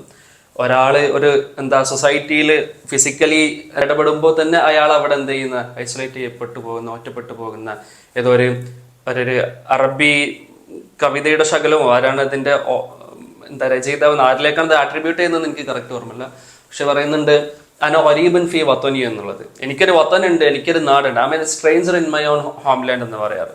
എനിക്കൊരു നാടുണ്ട്, എനിക്കൊരു പീപ്പിൾ ഉണ്ട്, പക്ഷെ എനിക്ക് അവിടെ ഒരു സ്ട്രേഞ്ച്നെസ് ഫീൽ ചെയ്യുന്നു എന്നുള്ളത് ഈ ഒരു മൈഗ്രേഷന്റെയും എക്സൈലിന്റെ ഒക്കെ ഒരു കോണ്ടെക്സ്റ്റിലാണ് അത് പൊതുവെ പറയാറുള്ളത്. പക്ഷെ അതിന്റെ ഒക്കെ ഒരു പോയിന്റ് കിടക്കുന്നത് ബേസിക്കലി മെന്റൽ ഐസൊലേഷൻ എന്നുള്ളൊരു സംഭവത്തിലാണ്. നമുക്ക് എത്രത്തോളം നമ്മുടെ ചുറ്റുപാടും ആളുകൾ ഉണ്ടെങ്കിലും ആ ആൾക്കൂട്ടത്തിനകത്ത് തനിയായി പോകുന്ന ഒരു സിറ്റുവേഷനും എന്ത് ചെയ്യുന്നുണ്ട് നമ്മളെ ഈ ബിലോങ്ങിങ്ങിന്റെ ചർച്ചയിൽ പ്രധാനമായിട്ട് നമ്മൾ കാണണമെന്ന് തോന്നുന്നു. ഇത്രമാത്രം സഹവർത്തിത്വത്തിന്റെ കേരളത്തിൽ പോലും വൃദ്ധസദനങ്ങൾ ഇങ്ങനെ പെരുകുന്നത് ഭയങ്കര പ്രശ്നമാണ് ശരിക്കും. വൃദ്ധസദനങ്ങളിൽ അകപ്പെട്ടുകൊണ്ടിരിക്കുന്ന ഒരുപാട് മാതാപിതാക്കളുണ്ട്. ഇവരൊരു തലക്കെ ഫിസിക്കലി ഐസൊലേറ്റഡ് ആയിക്കൊണ്ടിരിക്കുകയാണ്. അപ്പുറത്ത് സ്വന്തം വീട്ടിൽ ആളിച്ച് വളർത്തുന്ന കുരുന്നുകൾ ഒരു സൈഡിൽ മെൻ്റലി പോലും ഐസൊലേറ്റഡ് ആയിക്കൊണ്ടിരിക്കുകയാണ്. ഇങ്ങനെ ഐസൊലേഷൻ്റെ അപകടകരമായ ഒരു സാഹചര്യത്തിലൂടെയാണ് ശരിക്കും ഓരോ ആളുകളും കടന്നുപോയിക്കൊണ്ടിരിക്കുന്നത്. ഇവിടെ പരിഹാരം എന്ന് പറയാനുള്ളത് ശരിക്കും നമുക്ക് അന്നേ പഠിപ്പിച്ച, നമുക്ക് മുൻ വർഷങ്ങളിലെ നമ്മൾ ചെയ്തു പോന്നിരുന്ന ഒരു സ്നേഹവും ലാളനയും സംസാരവും ഓപ്പൺ ഡിസ്കഷൻസിന് അവസരം കൊടുക്കുക, മാതാപിതാക്കൾ മക്കളോടും ഇങ്ങനെ ഓപ്പൺ ആയിട്ട് എന്തെങ്കിലും ഡിസ്കസ് ചെയ്യുക, അടുത്തടുത്തിരുന്നുള്ള ഭക്ഷണം കഴിക്കുന്നതൊക്കെ നമ്മൾ പറയാറുണ്ട്. ആ രൂപത്തിലേക്ക് എത്തിയാൽ മാത്രമേ ശരിക്കും നമ്മുടെ ഐസൊലേഷനിൽ നിന്നൊന്ന് മുക്തമാകാൻ പറ്റുള്ളൂ. ശരിക്കും ഒരു സംസാരത്തിൻ്റെ റിസൾട്ട് വരുന്നത് എന്താണെന്ന് വെച്ചാൽ, ഒരാളുടെ ആശങ്ക പറയുമ്പോൾ അതിനൊരു പ്രതിവിധി പറഞ്ഞു കൊടുക്കണമെന്നൊന്നുമില്ല. അങ്ങനെ ഒരു പ്രശ്നം ഉണ്ടല്ലേ എന്ന് പറഞ്ഞാൽ പോലും ഇയാളുടെ എത്രയോ പ്രശ്നങ്ങൾ പരിഹരിച്ചൊരു ഫീലിംഗ് ആയിരിക്കും. നമ്മളൊരു കാർട്ടൂണിലൊക്കെ ഇങ്ങനെ പറയുന്ന പോലെ ഒരാൾ ഒരുപാട് വിഷമങ്ങളും കൊണ്ടുവരികയാണ്, അയാളെ ഒരു കറുത്ത രൂപത്തിലാണ് ചിത്രീകരിക്കുന്നത്. അടുത്തൊരാളുമായിട്ട് ഇങ്ങനെ സഹവർത്തിക്കും തോറും ഈ കറുപ്പ് പകുതി മറ്റൊരാളിൽ കൊണ്ടുപോകുന്നു. ഇങ്ങനെ ഫീലിങ്ങുകൾ ഇങ്ങനെ ഷെയർ ചെയ്യപ്പെട്ട്, അല്ലെങ്കിൽ മനുഷ്യൻ്റെ വേദനകൾ ഇങ്ങനെ പങ്കുവെക്കുമ്പോഴാണല്ലോ ശരിക്കും വേദനകൾക്ക് ഒരു ആശ്വാസമുള്ള പോലെ തോന്നുക. അതിനൊരു പ്രതിവിധിയും കിട്ടിയിട്ടുണ്ടാവില്ല, പക്ഷേ 5 പേരോട് പറഞ്ഞിട്ടുണ്ടാവുള്ളൂ, അതിനൊരു സൊല്യൂഷൻ പോലെ തോന്നും. ഇങ്ങനെ നമ്മൾ ചേർന്ന് നിൽക്കാവുന്ന മുഴുവൻ ആളുകളോടും ചേർന്ന് നിൽക്കുക എന്നുള്ളത് കൂടിയാണ് ഇതിൻ്റെ ദൗത്യം. ശരിക്കും നമ്മൾ അപരിചിതരോട് കൂടി ചേർത്ത് നിർത്തണം. ചില സമയങ്ങളിൽ മെൻ്റലി ഡിസിപ്ലിൻ ഇല്ലാത്ത ചില ആളുകളുണ്ടാകും. ചില എന്തെങ്കിലും പ്രശ്നങ്ങൾ സാഹചര്യം കൊണ്ടോ, അല്ലെങ്കിൽ എന്തെങ്കിലും ജനറ്റിക്കലിയോ ഒരു ബുദ്ധിമുട്ടുന്നവരോ, അല്ലെങ്കിൽ ഇങ്ങനെ നമ്മൾ ഇൻട്രോവേർട്ട് എന്നൊക്കെ പറയുന്നുണ്ടല്ലോ, അങ്ങനെ സംസാരിക്കാൻ മടിയുള്ളവരോ, ഇങ്ങനെ ഇൻട്രാക്ഷനിലേക്ക് വരാത്തവരോ ഉണ്ടാകും. അവരെ പോലും നമ്മൾ ചേർത്ത് നിർത്തിക്കൊണ്ട് നമ്മളൊരു ബിലോങ്ങിങ് സൃഷ്ടിക്കുക എന്നുള്ളത് കൂടിയാണ്. ആ ബിലോങ്ങിങ്ങിലാണ് ബിക്കമിങ് എന്നുള്ള ഒരു പോയിന്റിലേക്കാണ് ശരിക്കും നമ്മൾ എത്തുന്നത്. ആ ഒരു ചേർത്ത് നിർത്തൽ തന്നെയാണ് ആ ഒരു വ്യക്തിയുടെ വളർച്ചയും ആ ഒരു സമൂഹത്തിന്റെ വളർച്ചയും മൊത്തത്തിൽ ഒരു ഹ്യൂമൻ പ്രോഗ്രസിന്റെ തന്നെ ഒരു ബേസ് ആയിട്ട് ഈ ബിലോങ്ങിങ്ങിനെ തന്നെ കണക്കാക്കാൻ പറ്റും. ഈ ദാനധർമ്മങ്ങളുടെ പ്രാധാന്യം ഇസ്ലാമിയാറെ പഠിപ്പിക്കുന്നുണ്ട്. ഇതിൽ ഐസൊലേറ്റ് ആയ ആളുകൾക്ക് പണം നൽകുക എന്നതിലുപരി അവർക്ക് നമ്മുടെ സമയം പകുത്തു നൽകുക എന്ന് പറയുന്നത് കൂടി വലിയൊരു കാര്യമാണ്. മഹാനായ ഇമാം റിഫായി ഷെയ്ഖിന്റെ ചരിത്രത്തിൽ തെരുവിൽ കുഷ്ഠം പിടിച്ച് കിടന്നിരുന്ന ഒരു നായക്ക് അദ്ദേഹത്തിന്റെ സമയം നൽകിയ, അതിനെ ശുശ്രൂഷിച്ച് അതിനെ പ്രത്യേകമായി പരിചരിച്ചൊരു കഥ പറയുന്നുണ്ട്. അതുപോലെ ഒരു കൊതുക് കുത്താൻ വന്നപ്പോൾ അതിന് സമയം അനുവദിച്ചു കൊടുത്ത മൊഹീദ്ദീൻ ഷെയ്ഖിന്റെ കഥകൾ നമ്മൾ ഒരുപാട് കേട്ടതാണ്. ഇങ്ങനെ നമ്മുടെ സമയം പകുത്തു നൽകുന്നത്, നമ്മുടെ ഏറ്റവും പ്രധാനപ്പെട്ട അമൂല്യമായ നമ്മുടെ ജീവിതത്തിന്റെ നിമിഷങ്ങളെ നാം മറ്റൊരാൾക്ക് വേണ്ടി പകർന്നു കൊടുക്കുന്നത് കൂടി സ്വതക്കയാണ്. അപ്പോൾ റദ്ദുൽ ബലായ എന്നത് നമുക്ക് വളരെ വ്യക്തമായി അവിടെ ചിന്തിക്കാൻ സാധിക്കും. ഈ പറഞ്ഞ ഉദാഹരണം വെച്ച് നോക്കുമ്പോൾ നമുക്ക് കാറ്റഗറൈസേഷൻ സംഭവിക്കുന്നില്ല എന്നുള്ളൊരു കാര്യമുണ്ട്. ഈ പല കുട്ടികൾക്കും, വളർന്നു വരുന്ന കുട്ടികൾക്ക് ശരിക്കും അവിടെ ഭയങ്കര ഭീതികരമായിട്ടുള്ള അവസ്ഥകളുണ്ട്. ഒരാൾ നല്ല റിച്ച് ആളുടെ മകനായിരിക്കും, മറ്റൊരാൾ ചിലപ്പോൾ അത്രത്തോളം സാമ്പത്തികമായ പുരോഗമനത്തിലായിരിക്കില്ല, അല്ലെങ്കിൽ ഒരു മിഡിൽ ക്ലാസ് ആയിരിക്കും. ഇവർ തമ്മിൽ ഭയങ്കര അകലമുണ്ടായിരിക്കും. ഇപ്പോൾ ടിഫിൻ ബോക്സ് മുമ്പിൽ വെച്ചാൽ അതിൽ അകലമുണ്ടായിരിക്കും. ബാഗുകളുടെ എത്രത്തോളം വർണ്ണാഭമാണ് അതിൽ അകലമുണ്ടായിരിക്കും. ഇനിയിപ്പോൾ നമ്മൾ അതിന് വേണ്ടിയിട്ട് ആ യൂണിഫോം സിസ്റ്റം വരെ കൊണ്ടുവന്നത്, അല്ലെങ്കിൽ വസ്ത്രത്തിൽ പോലും ഭയങ്കര അകൽച്ചയുണ്ടായിരിക്കും. ഈ സമയത്ത് ശരിക്കും ഈ കാറ്റഗറൈസേഷൻ നമ്മൾ ആലോചിക്കണം. അതായത് കൊതുകിന് പോലും സമയം കൊടുത്തു എന്ന് പറഞ്ഞാൽ, ഞാൻ സമയം കൊടുക്കേണ്ടത് എൻ്റെ പരിധിയിൽപ്പെടുന്ന, അല്ലെങ്കിൽ എനിക്ക് സംസാരിക്കാം, ഓക്കെ, ഞാൻ ഇവരോട് സംസാരിക്കാം, ഓക്കെയാണ്, ഇവരോട് ഞാൻ സംസാരിക്കേണ്ട ആവശ്യമില്ല. ഇങ്ങനെ ഒരു കാറ്റഗറൈസേഷൻ പോലും പാടില്ല എന്നുള്ളതാണ്. എല്ലാവരോടും സംസാരിക്കുക. അവിടെ ജന്തുജീവജാലങ്ങൾക്ക് പോലും അവസരം കൊടുത്ത ചരിത്രങ്ങൾ നമുക്ക് മുമ്പിലുണ്ട്. ഡിവൈഡുകളെ കുറയ്ക്കലാണ് ആക്ച്വലി ബിലോങ്ങിങ് ചെയ്യുന്നത്. കാരണം ഒരു ക്ലാസ് ഡിവൈഡ് ആവട്ടെ, അല്ലെങ്കിൽ വ്യത്യസ്ത മതങ്ങളുണ്ട്, വ്യത്യസ്ത ആചാരങ്ങളുണ്ട്, വ്യത്യസ്ത വിശ്വാസങ്ങളുണ്ട്. ഈ എല്ലാ വിശ്വാസങ്ങൾക്കും എല്ലാ വ്യത്യസ്തതകൾക്കും ഒരു സൊസൈറ്റിയിൽ ഒരുമിച്ച് കഴിഞ്ഞു പോകുക എന്നുള്ളത് തന്നെ നമ്മൾ തുടക്കത്തിൽ സൂചിപ്പിച്ചിരുന്നു. ഈ ബിലോങ്ങിങ്ങിന് അതിൽ ചെയ്യാൻ പറ്റുന്ന റോള് വളരെ വ്യക്തമാണ്. കാരണം ഈ മാറ്റങ്ങളെ എല്ലാം ഒന്നാക്കി മാറ്റാനും അതിന് ഒരുമിച്ചൊരു ഒരു സൊസൈറ്റി ആയിട്ട്, ഒരു കമ്മ്യൂണിറ്റി ആയിട്ട്, ഒരു ഹ്യൂമൻ സിവിലൈസേഷൻ അല്ലെങ്കിൽ ഹ്യൂമൻ ഒരു കണ്ടീഷൻ എത്രത്തോളം എന്ത് ചെയ്യാൻ പറ്റും, ഫുൾഫിൽ ചെയ്യാൻ പറ്റും എന്നുള്ളത് ബിലോങ്ങിങ്ങിന് ചെയ്യാൻ പറ്റും. നമ്മള് യൂണിറ്റി ആൻഡ് ഡൈവേഴ്സിറ്റി എന്നുള്ള ആശയമാണല്ലോ നമ്മുടെ രാജ്യം പോലും ചേർന്ന് നിൽക്കുക എന്നുള്ളതിൽ തന്നെയാണ് ആര്യം വളർച്ച വരുന്നതും സൗന്ദര്യം വരുന്നതും. പക്ഷെ കാറ്റഗറൈസേഷൻ ഭയങ്കരമായിട്ട് ഡിവൈഡ് ചെയ്ത് പോയി എന്നുള്ളതാ പ്രശ്നം. അന്ന് യൂണിറ്റി ആൻഡ് ഡൈവേഴ്സിറ്റി പറയുന്ന സമയത്ത് മതം, വേഷം, ലിംഗം അത്തരത്തിൽ ബ്രോഡ് ക്ലാസിഫിക്കേഷൻസ് ആയിരുന്നു നടന്നിരുന്നത്. ഇന്ന് നോക്കുകയാണെങ്കിൽ ഒരേ മതത്തിൽപ്പെട്ട ഒരേ ജാതിയിൽപ്പെട്ടവർ പോലും ഡിവൈഡ് ചെയ്യപ്പെടുന്ന ഒരു സമയം കൂടിയാണ്. ഈ സമയത്ത് നമ്മൾ യൂണിറ്റിയെ കുറിച്ച് സംസാരിക്കുന്നത് ഏറെ ശ്ലാഘനീയം കൂടിയാണ്. ഈ ബിക്കമിങ്ങും ബിലോങ്ങിങ്ങും ഇതിനെ സന്തുലിതമായി വെക്കാൻ ഒരു മനുഷ്യന് ആവശ്യമുള്ള മറ്റൊരു ഘടകമാണ് ബ്രീത്ത് എന്ന് പറയുന്നത്. ബ്രീത്ത് എന്നത് ശ്വാസോച്ഛ്വാസം എന്നൊരു വാക്കല്ല നമ്മളിവിടെ ഉദ്ദേശിക്കുന്നത്.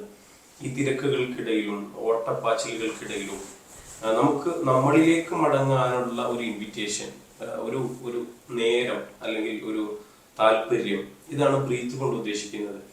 ഈ ബ്രീത്ത് മനുഷ്യൻ എല്ലാവരെയും കമ്പയർ ചെയ്തുകൊണ്ട് മുന്നോട്ട് പോകുന്ന ഒരു സൊസൈറ്റിയുടെ ഭാഗമാണ് നമ്മൾ. അപ്പോൾ മറ്റേയാളുടെ മകൻ അങ്ങനെയായി, ഇയാളുടെ മകൻ ഇങ്ങനെയായി, എന്തുകൊണ്ട് എൻ്റെ മകൻ ഇങ്ങനെയായില്ല എന്നുള്ളൊരു കമ്പാരിസൺ, അല്ലെങ്കിൽ എൻ്റെ കൂട്ടുകാരന് അതുണ്ട്, മറ്റേയാൾക്ക് ഇന്നതുണ്ട്, എനിക്ക് ഇല്ല എന്ന് തുടങ്ങിയ ഇത്തരം കാര്യങ്ങൾ ഒരു കുട്ടിയെ സൂയിസൈഡിലേക്ക് വരെ എത്തിക്കുന്നുണ്ട്. ഇത്തരം ഒരു സമയത്ത് ഒരാൾ തനിക്ക് വേണ്ടി മാറ്റിവെക്കുന്ന സമയങ്ങളാണ് ബ്രീത്ത് എന്നതുകൊണ്ട് ഉദ്ദേശിക്കുന്നത്. ശരിക്കും ഈ ബ്രീത്തുമായി ബന്ധപ്പെട്ട് തന്നെയാണ് ഒരു ബ്രേക്ക് എടുക്കുക എന്നുള്ളത്. പലരും ശരിക്കും ഗ്രോത്തിന് കൂടി ഈ ബ്രേക്ക് ആവശ്യമുണ്ടല്ലോ. നമ്മളിങ്ങനെ ഡൈനാമിക്കായിട്ട് പോയിക്കൊണ്ടിരിക്കുന്ന സമയത്ത് അനാലിസിസിന് സമയം കൊടുത്തിട്ടില്ലെങ്കിൽ അത് ഭയങ്കര പ്രശ്നമായിരിക്കും. എൻ്റെ ഇന്നലകളെ ഞാനിങ്ങനെ ചികഞ്ഞു നോക്കിയാലായിരിക്കും നാളെ ഞാൻ എന്ത് ചെയ്യണം എന്നുള്ളത് കിട്ടുക. ഞാൻ അങ്ങനെ പിറകോട്ട് നോക്കാതെയുള്ള മുന്നോട്ടുള്ള ഗമനം ചിലപ്പോൾ പലരും പറയും തുടങ്ങിക്കഴിഞ്ഞാൽ പിന്നെ പിറകോട്ടൊരു നോട്ടമില്ല എന്നൊക്കെ പറയും. പക്ഷേ നമുക്ക് ശരിക്കും നമ്മുടെ ഗതകാലങ്ങളെ ഇങ്ങനെ അന്വേഷിച്ച് അതിനെ ശരിക്കും അനലൈസ് ചെയ്ത് അതിനെ വിശകലനം ചെയ്ത് അവലോകനം ചെയ്തിട്ട് തന്നെയാണ് നമ്മൾ മുന്നോട്ടുള്ള പാത ഉണ്ടാക്കേണ്ടത്. അങ്ങനെ ഒരു അവലോകനത്തിന് ശരിക്കും ചെറിയൊരു സമയം മാറ്റി വെക്കണം. ഈ ഒരു കോൺസെപ്റ്റ് പറയുന്നതായിട്ട് ഓർമ്മയുണ്ട്. എന്നും രാത്രി കിടക്കുന്ന സമയത്ത് അന്ന് ചെയ്ത മുഴുവൻ കാര്യങ്ങളൊന്ന് റിവൈസ് ചെയ്യണം എന്ന് പറയും.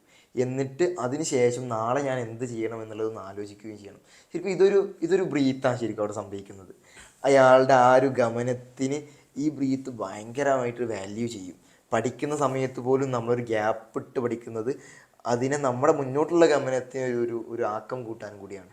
സോഷ്യോളജിയിൽ റിഫ്ലക്സിവിറ്റി എന്ന് പറയാറുണ്ട്, അല്ലെങ്കിൽ സെൽഫ് റിഫ്ലക്സിവിറ്റി എന്നൊക്കെ പറയുന്ന ഒരു ഐഡിയ ആണ്. അത് ആക്ച്വലി റിഫ്ലക്സീവ് പറഞ്ഞാൽ അത്ര എളുപ്പമുള്ള പരിപാടിയല്ല. ലൈക്ക് നമ്മൾ എന്ത് ചെയ്യുന്ന, നമ്മൾ എംബോഡി ചെയ്യുന്ന അല്ലെങ്കിൽ നമ്മൾ വഹിക്കുന്ന ഒരു ഐഡന്റിറ്റി ഉണ്ട്. നമ്മൾ ചെയ്യുന്ന കാര്യങ്ങൾ നമ്മൾ വളരെ മെച്യൂർഡ് ആയിട്ടാണ് ചെയ്യുന്നത്, അല്ലെങ്കിൽ നമ്മൾ വളരെ തീരുമാനങ്ങൾ എടുത്തുകൊണ്ട് തന്നെ ചിന്തിച്ചുകൊണ്ട് ചെയ്യുന്ന കാര്യങ്ങളെന്ന് നമ്മൾ പൂർണ്ണമായിട്ട് വിശ്വസിച്ചു കഴിഞ്ഞു. അല്ലെങ്കിൽ അനാവശ്യമായിട്ട് ചെയ്യുന്നത് നമുക്ക് അനാവശ്യം എന്ന് ക്ലാസിഫൈ ചെയ്യാനും ആവശ്യം എന്ന് ക്ലാസിഫൈ ചെയ്യാനുള്ള ഒരു മെച്യൂരിറ്റിയിലായിരിക്കും നമ്മൾ എന്ത് ചെയ്യുന്നത്, പല നമ്മുടെ ആക്ടിവിറ്റീസും ചെയ്തു പോരുന്നത്. പക്ഷെ ഇത് എപ്പോഴോ നമ്മൾ ആ ഒരു പ്രോസസ്സിനകത്ത്, അല്ലെങ്കിൽ ഈ നേരത്തെ പറഞ്ഞ പോലെ ഈ ഡൈനാമിക് ആയിക്കൊണ്ടിരിക്കുന്ന ഈ പ്രോസസ്സിനകത്ത് റിഫ്ലെക്സീവ് ആകാൻ മറക്കുന്ന സിറ്റുവേഷൻസ് ഉണ്ടാവും. ലൈക്ക് ആ ഒരു പോസ് എടുക്കാതെ, ആ ഒരു ബ്രേക്ക് എടുക്കാതെ നമ്മൾ ആ ഒരു ഫ്ലോ സ്റ്റേറ്റിൽ അങ്ങനെ പോയിക്കൊണ്ടിരിക്കുമ്പോൾ എവിടെയാണ് പാളിച്ചകൾ വരുന്നതെന്നോ അല്ലെങ്കിൽ എവിടെയാണ് മിസ്റ്റേക്കുകൾ വരുന്നതെന്നോ തിരിച്ചറിയാൻ സാധിക്കാതിരിക്കുന്ന ഒരു മൊമെന്റുകൾ, അത് അത്ര എളുപ്പമല്ല ഞാൻ ബേസിക്കലി പറയുന്നത്. സെൽഫ് റിഫ്ലെക്സീവ് ആവുക എന്ന് പറഞ്ഞാൽ അത് വളരെ എഫേർട്ടുള്ള, അല്ലെങ്കിൽ ആ പോസ് എടുക്കാൻ തന്നെയുള്ള ഒരു ധൈര്യവും അതിനുള്ള ഒരു കറേജും അതിനുള്ള ഒരു കോൺഫിഡൻസ് ഒക്കെ ഒരു മനുഷ്യനുണ്ടെങ്കിൽ മാത്രമേ ആ റിഫ്ലെക്സീവ് പ്രോസസ്സ് കൃത്യമായിട്ട് നടക്കുള്ളൂ. പിന്നെ ഈ പ്രോസസ്സിലും നമുക്ക് സഹായകമാവുന്നതും റിലേഷണൽ ആയിട്ട് നിൽക്കുക എന്നുള്ളതാണ്. എയ്തർ എന്ത് ചെയ്യുക, നമ്മളുടെ പാസ്റ്റ് ആയിട്ട് നമ്മൾ പ്രസന്റിനെ കമ്പയർ ചെയ്ത് നോക്കുക, അല്ലെങ്കിൽ ആ റിലേഷൻ, അല്ലെങ്കിൽ നമ്മളുടെ നമ്മൾ നേരത്തെ ബിലോങ്ങിങ്ങിന്റെ വിഷയത്തിൽ പറഞ്ഞാൽ നമുക്ക് നമ്മൾ ഉൾക്കൊള്ളുന്ന ഒരു കമ്മ്യൂണിറ്റിയിലേക്ക് നമ്മൾ റിലേറ്റീവായിട്ട് നോക്കുക. എങ്ങനെയാണ് ലൈക്ക് എൻ്റെ ഒരു ലൈഫ് ജേണിയും ഇയാളുടെ ലൈഫ് ജേണിയും എങ്ങനെയാണെന്നുള്ളത്, അല്ലെങ്കിൽ എനിക്ക് എന്താണ് ഇപ്പോൾ ഇതിൽ ഇമ്പ്രൂവ് ചെയ്യാൻ പറ്റുന്നത്, ഞാൻ എന്തെല്ലാം മിസ്റ്റേക്കുകൾ വരുത്തുന്നത് എന്നുള്ള ആ ഒരു ബിലോങ്ങിങ്ങിൻ്റെ അകത്തും ശരിക്കും ഈ ബ്രീത്ത് പോസിബിൾ ആണ് എന്നുള്ളത് എനിക്ക് തോന്നുന്നുണ്ട്. എനിക്ക് തോന്നുന്നു ഇതിനെ നമുക്ക് ഒരു റിലേ മത്സരത്തോടു കൂടി താരതമ്യം ചെയ്യാൻ പറ്റും. ഈ റിലേ മത്സരത്തിൽ സംഭവിക്കുന്നത് ഒരാൾ ഓടുന്നു, അടുത്തൊരാൾക്ക് കൈമാറുന്നു, അടുത്തൊരാൾ ഓടുന്നു.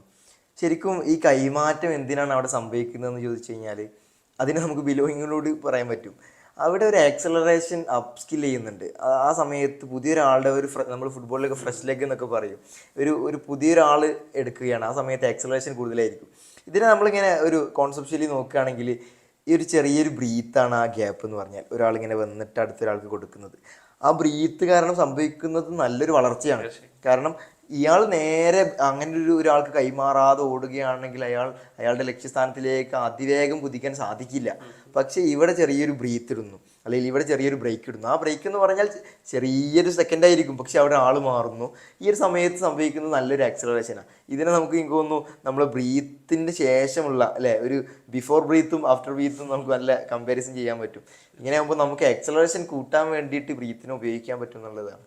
ഇതൊരു പോസിംഗ് ആയിട്ട് കണക്കാക്കുമ്പോൾ ഇസ്ലാം വളരെ മനോഹരമായിട്ട് ഇതിനെ പഠിപ്പിക്കുന്നുണ്ട്. ഹാസിബോ ഖബുലാൻ തുഹാസിബോ എന്നൊരു വാക്കിലൂടെ നിങ്ങളെ വിചാരണ ചെയ്യപ്പെടും മുമ്പേ നിങ്ങൾ സ്വയം വിചാരണ ചെയ്യണം.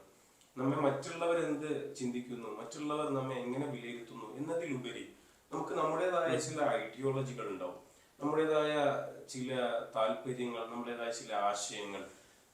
ഇവയിൽ നാം ഓക്കെ ആണെങ്കിൽ, നമ്മെ പഠിപ്പിച്ച ആ ധർമ്മങ്ങളിൽ നാം നേടിയെടുത്ത അറിവുകളിൽ നാം ഓക്കെ ആണെങ്കിൽ പിന്നീട് നമ്മൾ അവിടെ ഒരു വിചാരണ നേരിടേണ്ടി വരില്ല എന്നൊരു താല്പര്യം.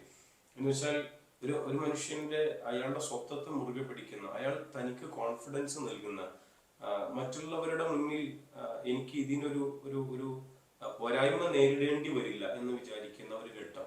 ആ ഘട്ടം ഒരു മനുഷ്യന് വളരെ പ്രധാനമാണ്. സൈനുദ്ദീൻ മഖ്ദൂം തങ്ങൾ അവിടുത്തെ അദ്കിയിലൂടെ പറയുന്നുണ്ട്,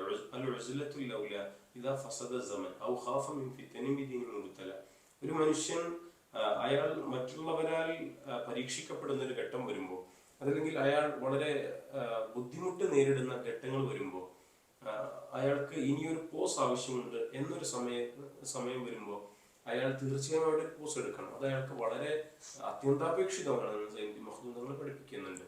എന്ന് വെച്ചാൽ നാം സ്വത്വത്തിന് നൽകുന്ന സമയങ്ങൾ വളരെ പ്രധാനമാണ് എന്നൊരാശയം. ശരിക്കും ആ പോസിൽ സംഭവിക്കുന്നത് നിശ്ചലതയല്ല. ശരിക്കും നമ്മളെല്ലാ പോസിനെയും ഒന്ന് നിശ്ചലമാകുക എന്ന് പറയും. പക്ഷെ ആ പോസ് മെൻ്റലി അയാൾ പുതിയതെന്തോ അന്വേഷിച്ചുകൊണ്ടിരിക്കുകയാണ്, പുതിയ നടത്തത്തിലേക്കുള്ള ആക്കം കൂട്ടുകയാണ്. നമ്മൾ ഈ ബിക്കമിങ്ങിന്റെ വിഷയത്തിൽ പറഞ്ഞ പോലെ ബിക്കമിങ്ങിൽ ഉണ്ടാവുന്ന മൂവ്മെന്റുകളെല്ലാം നല്ലതുമല്ല. ഒരാള് ഒരേ മൊമെന്റത്തിൽ തന്നെ മുന്നോട്ട് പോകുക എന്നുള്ളത് നല്ലതല്ല. സംഭവം മൂവ്മെന്റ് നടക്കുന്നുണ്ടെങ്കിലും അതിൽ ആക്സലറേഷൻസ് ഇല്ലാതിരിക്കുക എന്നുള്ളത് പ്രശ്നമായിട്ട് പറയും പോലെ തന്നെ ഈ പോസ് ചെയ്യുക എന്നുള്ളതും അല്ലെങ്കിൽ റെസ്റ്റ് എടുക്കുക എന്നുള്ളതും ബ്രേക്ക് എടുക്കുക എന്നുള്ളതും അതൊരു പ്രശ്നമല്ല.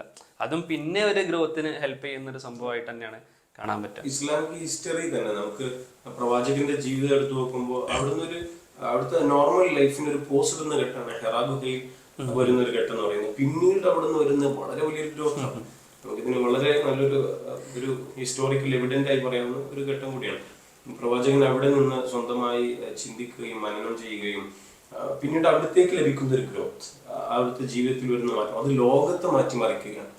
അപ്പോൾ ഇത് വളരെ പ്രധാനമാണ് എന്നുള്ള നിരവധിയായ ഭാഗധേയങ്ങൾ നമുക്ക് പറയാൻ സാധിക്കുന്നുണ്ട്. ഇനിയിപ്പോൾ നമുക്ക് പറയുന്ന പോലെ തന്നെ ഒരു പുതിയ യാത്രക്കാരൻ ഒരു വഴിയിലൂടെ സഞ്ചരിക്കുകയാണെങ്കിൽ മുമ്പൊക്കെ നമുക്ക് ഈ ഗൂഗിൾ മാപ്പൊക്കെ സംവിധാനിക്കുന്നതിന് മുമ്പ് ഇങ്ങനെ ആളുകളോട് ചോദിക്കുമായിരുന്നു, ഇതാ തന്നെയാണ് വഴി.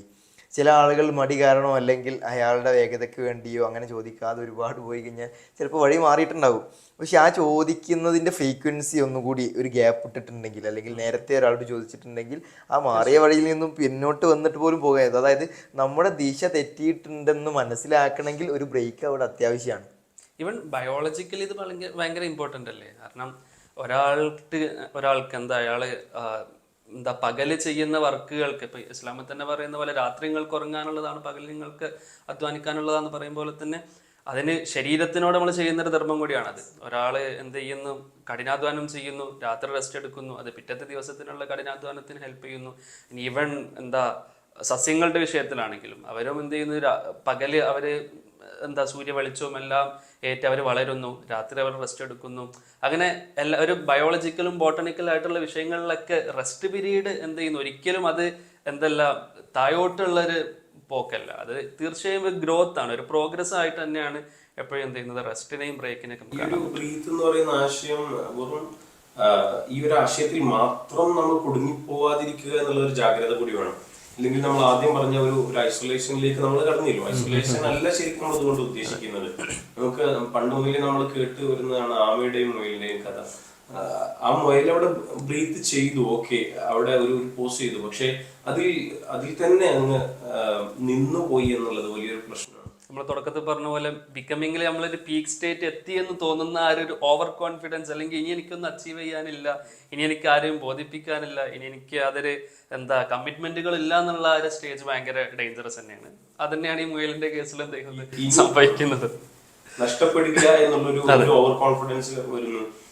എന്നെ ആർക്കും മറികടക്കാനാവില്ല, ഞാൻ എല്ലാം തികഞ്ഞ ഒരാളാണ് എന്നൊരു ബോധ്യം വരുമ്പോ നാം അവിടെ ഐസൊലേറ്റ് ആയി പോവുകയാണ്. അപ്പൊ അതില്ലാതിരിക്കുക എന്ന് പറയുന്നത് കൂടി ഇതിന്റെ ഒരു ജാഗ്രതയൊക്കെ. നേരത്തെ പറഞ്ഞല്ലോ, ഉറക്കത്തിന്റെ കാര്യം പറഞ്ഞു. ശരിക്കും ഫിസിക്കലിയും ബയോളജിക്കലിയും ഒക്കെ ഒരു മനുഷ്യന് അത്യന്താപേക്ഷിതമാണ് ആ ഉറക്കം എന്നുള്ളത്. ചില ആളുകൾ ഇങ്ങനെ പറയും ഉറക്കമൊഴിച്ചുള്ള പ്രവർത്തനങ്ങൾ, അതിനൊരു പോസിറ്റീവായിട്ട് ചിലപ്പോൾ പറയും, പക്ഷെ അതൊരു നെഗറ്റീവായി ശരിക്കും. കാരണം ഒരു ബ്രേക്ക് ഇട്ടിട്ട് വേണം എല്ലാ കാര്യങ്ങളും ചെയ്യാൻ. ശരിക്കും ഈ നമ്മൾ ബയോളജിക്കലി പറയുന്ന സമയത്ത് തന്നെ ഉറക്കം നഷ്ടപ്പെടുത്തിയാൽ പിറ്റേ ദിവസത്തേക്കുള്ള ഊർജം സംഭരിക്കാനുള്ള ശേഷി അവിടെ സംഭവിക്കുന്നില്ല. എത്രയോ പ്രൊഡ്യൂസ് ചെയ്യേണ്ടിയിരുന്ന ഗ്രന്ഥികൾ അവിടെ നിശ്ചലമായിക്കൊണ്ടിരിക്കുകയാണെന്നൊക്കെ പറയും. ശരിക്കും ആ ഉറക്കത്തിൻ്റെ സമയം പോലും സുനിശ്ചിതമാണ്. നമ്മൾ എത്ര മണിക്കൂറുകൾ ഉറങ്ങണം എന്നുള്ളത് പോലും. ഇങ്ങനെ നമ്മൾ നോക്കുകയാണെങ്കിൽ എല്ലാ കാലത്തും എല്ലാ അവസ്ഥയിലും നമ്മൾ പാലിക്കേണ്ട ഒരു മര്യാദ കൂടിയാണ് ബ്രീത്ത് എന്നുള്ളത്. ശരിക്കും ഇതിനെ നേരത്തെ പറഞ്ഞു വെച്ച പോലെ നോക്കുകയാണെങ്കിൽ എല്ലാ ആൾക്കൂട്ടങ്ങൾക്കിടയിലും അല്ലെങ്കിൽ എല്ലാ പ്രവർത്തനങ്ങൾക്കിടയിലും നമ്മൾ വീട്ടുകാർക്ക് വേണ്ടി ചിലവഴിക്കുന്ന ഒരു ബ്രീത്ത് ഉണ്ടായിരിക്കാം, നമുക്ക് വേണ്ടിയുള്ള ഒരു ബ്രീത്ത് ഉണ്ടായിരിക്കാം. ഇങ്ങനെ ഒരു പുനർവിചിന്തനവും ഒരു അവലോകനങ്ങളുമായിട്ടായിരിക്കും നമ്മുടെ ബ്രീത്ത് അവിടെ സംഭവിക്കുന്നത്. ഈ എല്ലാ ആശയങ്ങളോട് ചേർന്ന് വരുമ്പോഴാണ് ഒരു മനുഷ്യൻ പൂർണ്ണമാകുന്നത് കൂടി. അവിടെയാണോ നമ്മുടെ കോൺസെപ്റ്റിന്റെ ആ ഒരു അവസാന ഘട്ടം, അതിൻ്റെ ഒരു കൾമിനേഷനും നമ്മൾ എത്തിച്ചേരുന്നതെന്ന് തോന്നുന്നു. അത് നമ്മൾ ബി യു എന്ന് പറഞ്ഞുകൊണ്ട് നമ്മൾ എത്തിച്ചേരുന്ന ഒരു മൊമെന്റ്, നമ്മൾ ബിക്കമിങ് സ്റ്റേജിലേക്ക് പോകുന്നു, നമ്മൾ ബിലോങ് ചെയ്തുകൊണ്ട് നിൽക്കുന്നു, അതിന് കൂടെ തന്നെ നമ്മൾ ബ്രീത്ത് എടുക്കുന്നു. അത് പിന്നെ ഒരു യുണീക്ക് ആയിട്ടുള്ള ഒരു ജെന്യുവൻ ആയിട്ടുള്ള നിങ്ങളെ തന്നെ സൃഷ്ടിക്കാനുള്ള ആ ഒരു പ്രോസസ്സിന്റെ ആ ഒരു കൾമിനേഷൻ, അല്ലെങ്കിൽ അതിന്റെ ആ ലാസ്റ്റ് സ്റ്റേജിൽ എത്താനും ഈ സ്റ്റെപ്പുകളെല്ലാം നമുക്ക് ഹെൽപ്പ് ചെയ്യുന്നുണ്ട് എന്നുള്ളതാണ്. നമ്മൾ ആദ്യം പറഞ്ഞു വെച്ച ഒരു ഉദാഹരണമുണ്ട്, ഒരു വിത്തിന്റെ ഉദാഹരണം. വിത്തിന്റെ ഒരു യാത്ര എന്ന് പറയുന്നത് കൃത്യമായും ഇതിന്റെ ഒരു ദർശനമാണ്. ആ വിത്ത് അത് വളർന്നു വരുന്നു, അത് സ്വന്തമായി ഇടം കണ്ടെത്തുന്നു, പിന്നീട് അത് മറ്റ് ജീവികളെ കൂടി ആശ്രയിച്ച് അതിൽ നിന്ന് കായകൾ രൂപപ്പെടുന്നു, പൂവുകൾ അതിന്റെ ഫലത്തിലെത്തുന്നു. ഇതെല്ലാം തുടങ്ങി വരുന്നത് വിത്ത് മുള പൊട്ടുന്നതിൽ നിന്ന്. ഏറെ പണിപ്പെട്ട് അതിന്റെ പുറന്തോട് പൊളിച്ച് മണ്ണിന്റെ പുറത്തേക്ക് എത്താനുള്ള അതിന്റെ ഒരു ശ്രമം. അങ്ങനെ അതിന് സ്വന്തമായി ബിക്കമിങ്, അതിന്റെ ബിലോങ്ങിങ്, ആ സ്റ്റേജിന് ബ്രീത്ത് കൂടി ചേരുമ്പോൾ മനോഹരമായ ഒരു വടവൃക്ഷം നമ്മുടെ മുന്നിൽ രൂപപ്പെടുന്നു. അതൊരുപാട് പേർക്ക് തണൽ നൽകുന്നു, അതൊരുപാട് പേർക്ക് അന്നം നൽകുന്നു, ഒരുപാട് പേരുടെ ശ്വാസോച്ഛ്വാസത്തിന് അത് കാരണമാകുന്നു. ഇങ്ങനെ മനോഹരമായ ഒരു പ്രകൃതി രൂപപ്പെടുന്നത് യഥാർത്ഥത്തിൽ ഈ ഒരു യാത്രയിലൂടെയാണ്. ഒടുവിൽ പോലും അത് മറ്റൊരു സസ്യത്തിനുള്ള വളമായി ഒരു ബിക്കമിങ്ങിന് വേണ്ടി ഒരുങ്ങി കൊടുക്കുന്നു എന്നുള്ളത് കൂടിയുണ്ട്. ആ വഴിമാറി കൊടുക്കൽ പോലും അത് വളരെ നല്ലൊരു സൗന്ദര്യമാണ്, പ്രകൃതിയുടെ സൗന്ദര്യമാണ്. നമ്മളും പ്രകൃതിയുടെ ഭാഗമാണ്. അപ്പൊ ഇതെല്ലാം നമുക്ക് പ്രകൃതിയിൽ നിന്ന് കൂടി ലഭിക്കുന്ന പാഠങ്ങളാണ് എന്ന് വേണം മനസ്സിലാക്കാൻ. ശരിക്കും ഒരു ഐഡിയൽ ഹ്യൂമൻ എന്നുള്ളതിലേക്ക് എത്തണമെങ്കിൽ ഇത്തരത്തിലുള്ള ആശയങ്ങൾ മുറുകെ പിടിക്കണം എന്നുള്ളത് നിർബന്ധമാണ്. അതുകൊണ്ടാണല്ലോ മനുഷ്യർ ഒരു മറ്റു ജീവികളിൽ നിന്നും വ്യത്യസ്തനാകുന്നതും. മനുഷ്യന് ചിന്താശേഷിയുണ്ട്, മനുഷ്യൻ്റെ ജീവിതത്തിലെ ഇടപെടലുകൾ അവരന് കൂടി വേണ്ടിയിട്ടുള്ളതായിരിക്കണം എന്നുള്ളത് കൂടിയാണ്.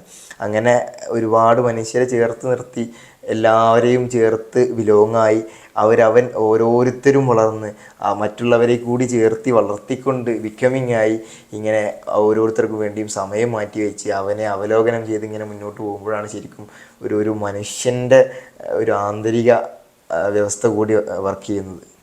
ഈ പറഞ്ഞതുപോലെ ബിക്കമിങ്ങും ബിലോങ്ങിങ്ങും ബ്രീത്തും ചേരുമ്പോഴാണ് ഒരു യുണീക്കായ സ്വത്വത്തെ നമുക്ക് സൃഷ്ടിക്കാൻ കഴിയുന്നത്.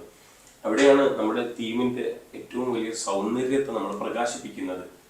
ബി യു, നമ്മൾ യുണീക്ക് ആവുക, മറ്റുള്ളവരെ കമ്പയർ ചെയ്യുന്നതിൽ നിന്ന്, മറ്റുള്ള സാഹചര്യങ്ങൾ കമ്പയർ ചെയ്യുന്നതിൽ നിന്ന്, മറ്റുള്ള അവസ്ഥകളെ കമ്പയർ ചെയ്യുന്നതിൽ നിന്ന് നമ്മൾ നമ്മുടേതായ ഒന്ന് ക്രിയേറ്റ് ചെയ്യുമ്പോഴാണ് നാം ഇവിടെ ജീവിച്ചിരുന്നു എന്നതിന്, അല്ലെങ്കിൽ നമ്മെ മറ്റുള്ളവരിൽ നിന്നും വ്യതിരിക്തമാക്കുന്നതിന് വ്യക്തമായും അള്ളാഹു നമ്മെ സൃഷ്ടിച്ച ഒരു ഹദീസിലൂടെ പറയുന്നത് കാണാം.